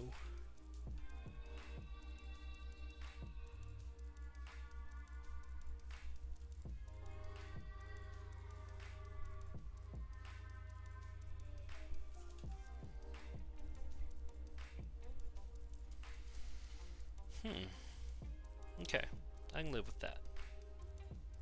Yeah, let's still take a look, see what we got. But I can live with that. Those boot times. Can y'all see that okay? Should I bring it further down here? Too far down?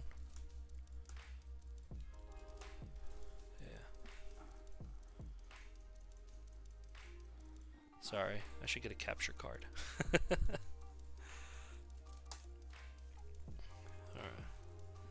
Let's see. Let's take a look at CPU. We're in this easy config. Let's go to advanced. See what we're dealing with here. Wait, that didn't take us to advanced. Okay, we were already in advanced. Very good. But that doesn't give us any settings. We're in UEFI, which is where we want to be. I guess we can raid. Why not? RGB light control. We want that off. We don't care about our RGBs. We don't have... Well, let's keep it on. Why not? LAN option ROM. We're not doing LAN booting.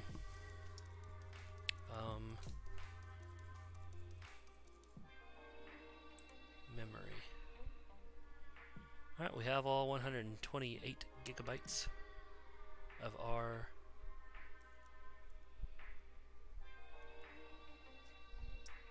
memory. We see our 4 terabytes. Okay. CPU fans are working good. Let's just help.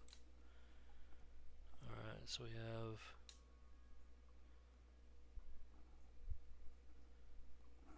There should be more settings than this. Like there should be like virtualization and stuff like that. I guess motherboard settings. Click on this. Yeah, okay, this is what I was looking for. So we have system status and then we have advanced here. Let's go to advanced. Whoa, that actually double clicked on something. Let's go back here, go into advanced. It says PCI subsystem, ACPI, which is our power. LED blinking? What? No, it's solid. Yep, that all looks good. Integrated peripherals, VGA detection auto, we want that. Onboard LAN controller's on, but the option ROM is off. SATA mode is in RAID mode. We're gonna go with that for right now. All right. Integrated graphics configuration. Let's see what we're using. PEG, which is fine, and we're in game mode. I don't know. Yeah, game mode is fine, I guess.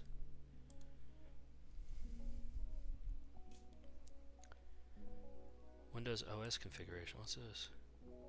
Oh, secure boot. This is to prepare for Windows 11, and it was already default ready to go. Wake up, yep. Secure erase, good. NVMe SSD self-test. We don't care about that. We're fine. What is this? Overclocking? Oh, yeah. Let's not go that far just yet. System status. This is just informational. Yeah, it's all just informational. Let's go to boot. Full screen logo display. Yep, that's on. Inflow block effect. Okay. Hey, this has post beeps. If it was my machine, I would turn it on, but it's not, so I'm going to leave it off.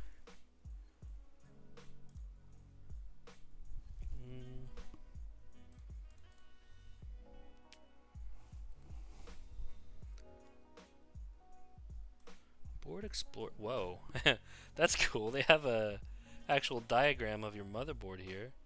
Look at this. Wow, this is like a learning tool. Yeah, it tells you exactly what everything is. I want to see what this is. Alright, so that's X570. Hang on. Sorry. Okay, so those are USB headers. More USB headers. What is this? Serial port. Okay. That's what I thought the JCOM_1 was, but I wasn't sure. So now I know that that is actually a COM port. That's cool. Alright.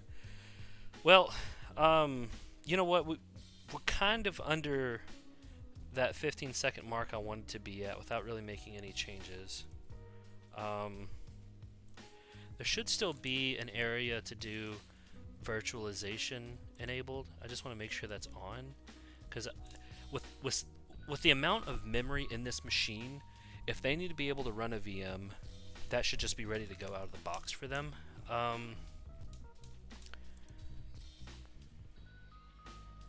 not there. Let's see if it's here. Auto X16. Yep. Okay. Cryptocurrency mining? I'll leave that off. We don't need to be doing any crypto, guys. If the customer wants crypto, they can come in these settings and change them themselves. I don't think they're going to want it. Man.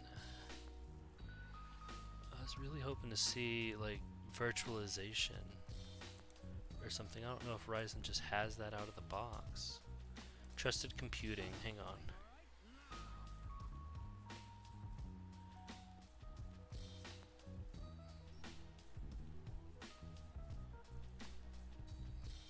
Password, U-key, no.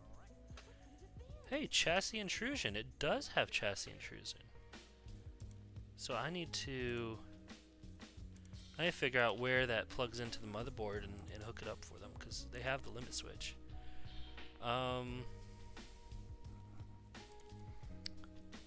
Information, yeah, secure boot, it's enabled. It's standard.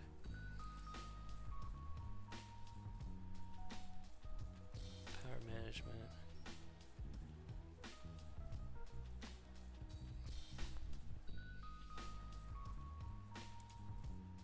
Last state.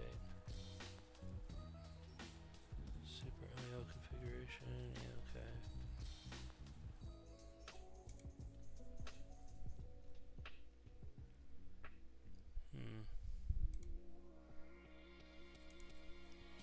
guess, I mean, we can try just installing Hyper-V and seeing if it works.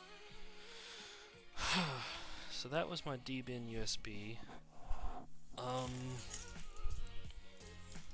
I mean, to be honest, I'm kind of tempted to just put them directly onto Windows 11. Yeah, let's do that. Let's go direct to Windows 11. Let me go grab my install USB real quick. I'll be right back.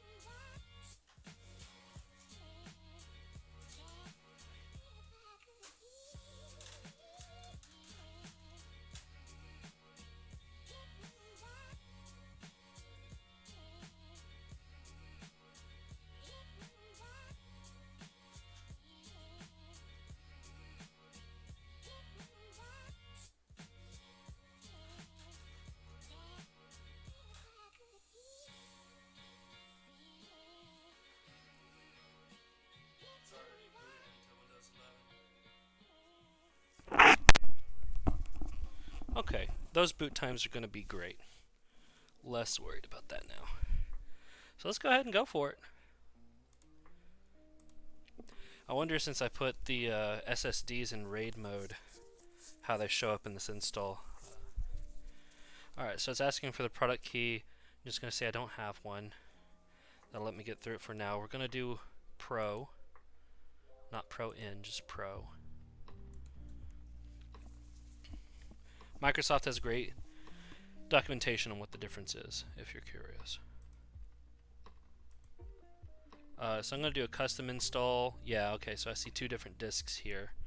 I'm just going to select drive 0, and I'm not going to mess with any of these options down here, just going to hit next.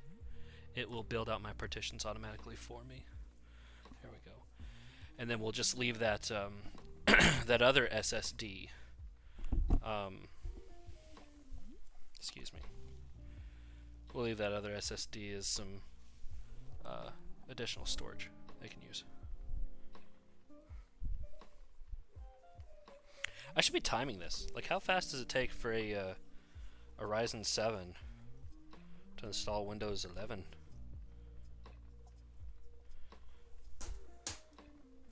I'm going to add, say, 15 seconds to whatever we get.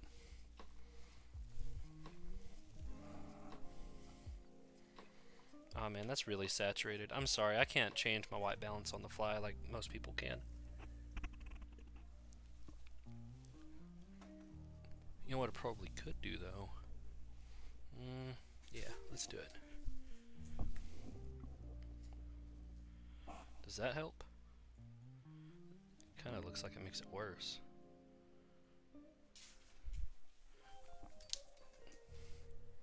Did that make it worse? Yeah. For sure it did.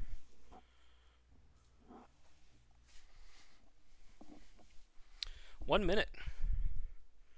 1 minute flat. That's what it took. Very interesting.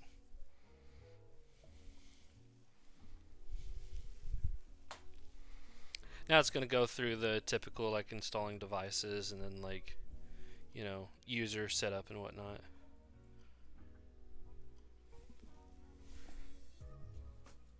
So that would basically be a typical boot time right there. Yeah, see, now it's actually preparing for install. You know what, let's just go ahead and do a basic user install. Passwordless. I can always reformat it later.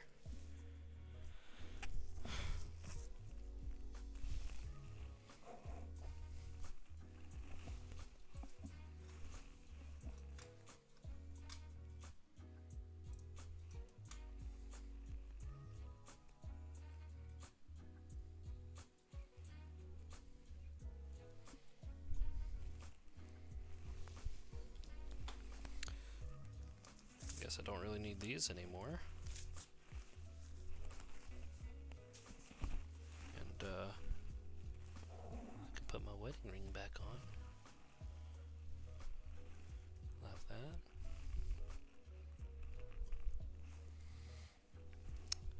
Don't need the install USB anymore at that point.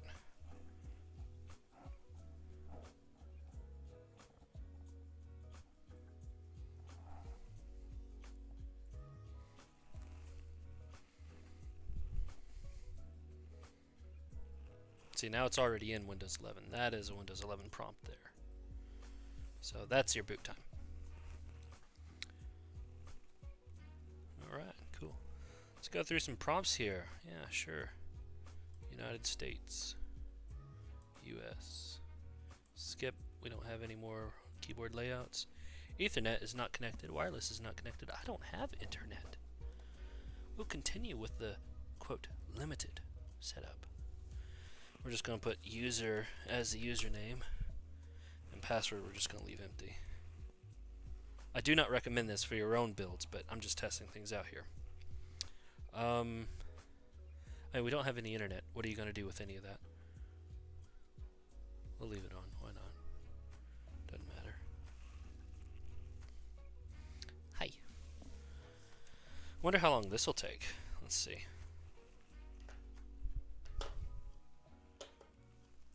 This might take a few minutes. Minutes. I don't think it will.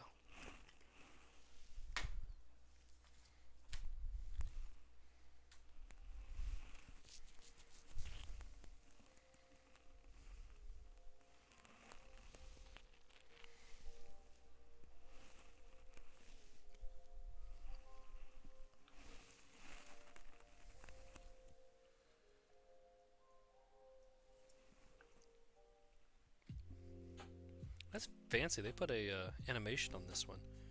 I don't recall Windows 10 having an animation for this screen.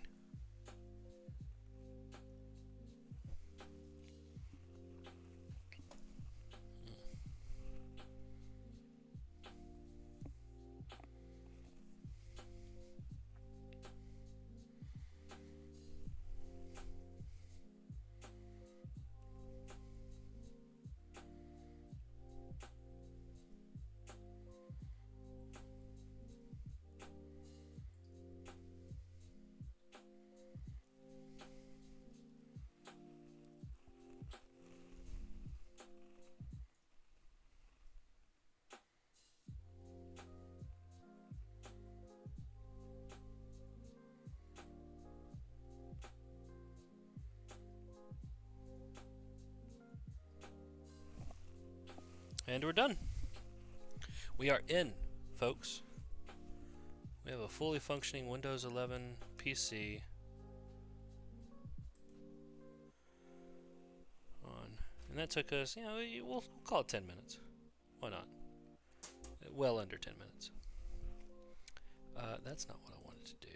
I want the task manager. Really what I want is the resource manager. So, yeah. I'm not going to benchmark it right now, although I should. But I'm not.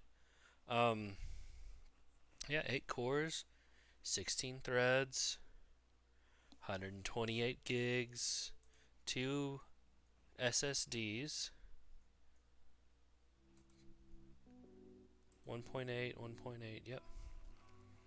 So this one's not even set up. I need to get in there and set that up, actually. But this PC, yeah. So 1 is showing up right now. What I need to do, computer management.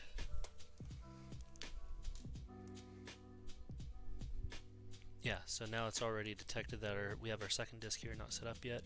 We're going to give it a GPT table, and we're just going to format it in TFS and call it a day. I'm actually curious if, well, FAT32 wouldn't be able to. Let's see what it recommends. In TFS, yeah, we're not going to do exFAT. Let's call it data. Why not? Finish. There we go. So now we have our 4 terabytes of storage on this PC. I might play around with RAID options later and reinstall Windows 11 and everything, but we're set up, we're working. This is a good PC. Let's get our final measurement. See how long it takes from a warm start to a restart. So I'm going to lap it whenever it actually shuts down and comes back up. Yeah, because see this right here, that shouldn't count. That's waiting on me. Alright, lap.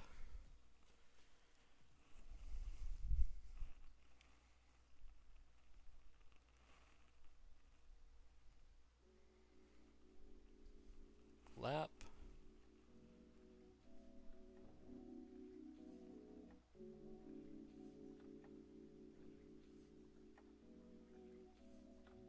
Stop. So, a full restart took 34 seconds, but an actual cold boot, well, I can't call it a cold boot, but a boot took 12 seconds. That's pretty good.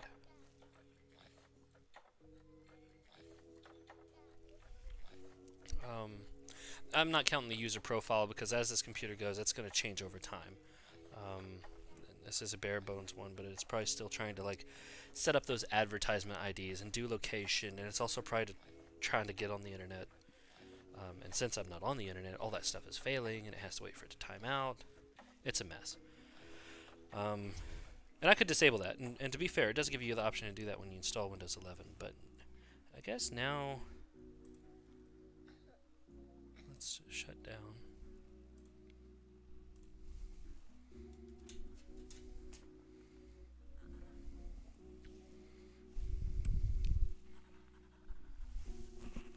Okay, it is off.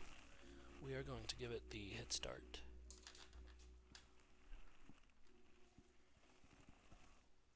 We're going to do a full boot, sitting on the desktop, taskbar open, see how long that takes. It probably will take like 45 seconds, but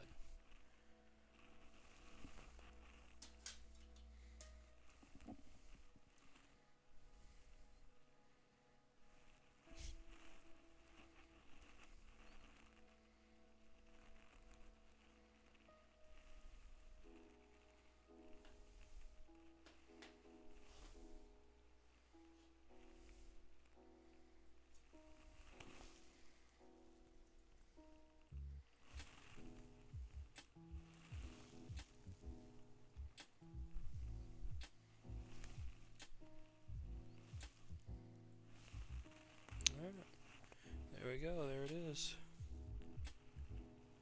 Sub 1 minute. That's pretty good. You're all thinking, no, that's not good. Hey Bethany. I basically just built the same PC you're getting ready to build, to be honest. This is a Ryzen 7 with 128 gigs of RAM, but same concept really, especially if you got that Wraith Prism on there.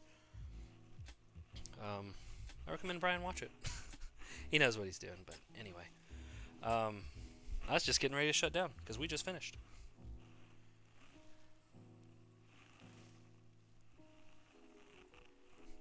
Y'all have a great night.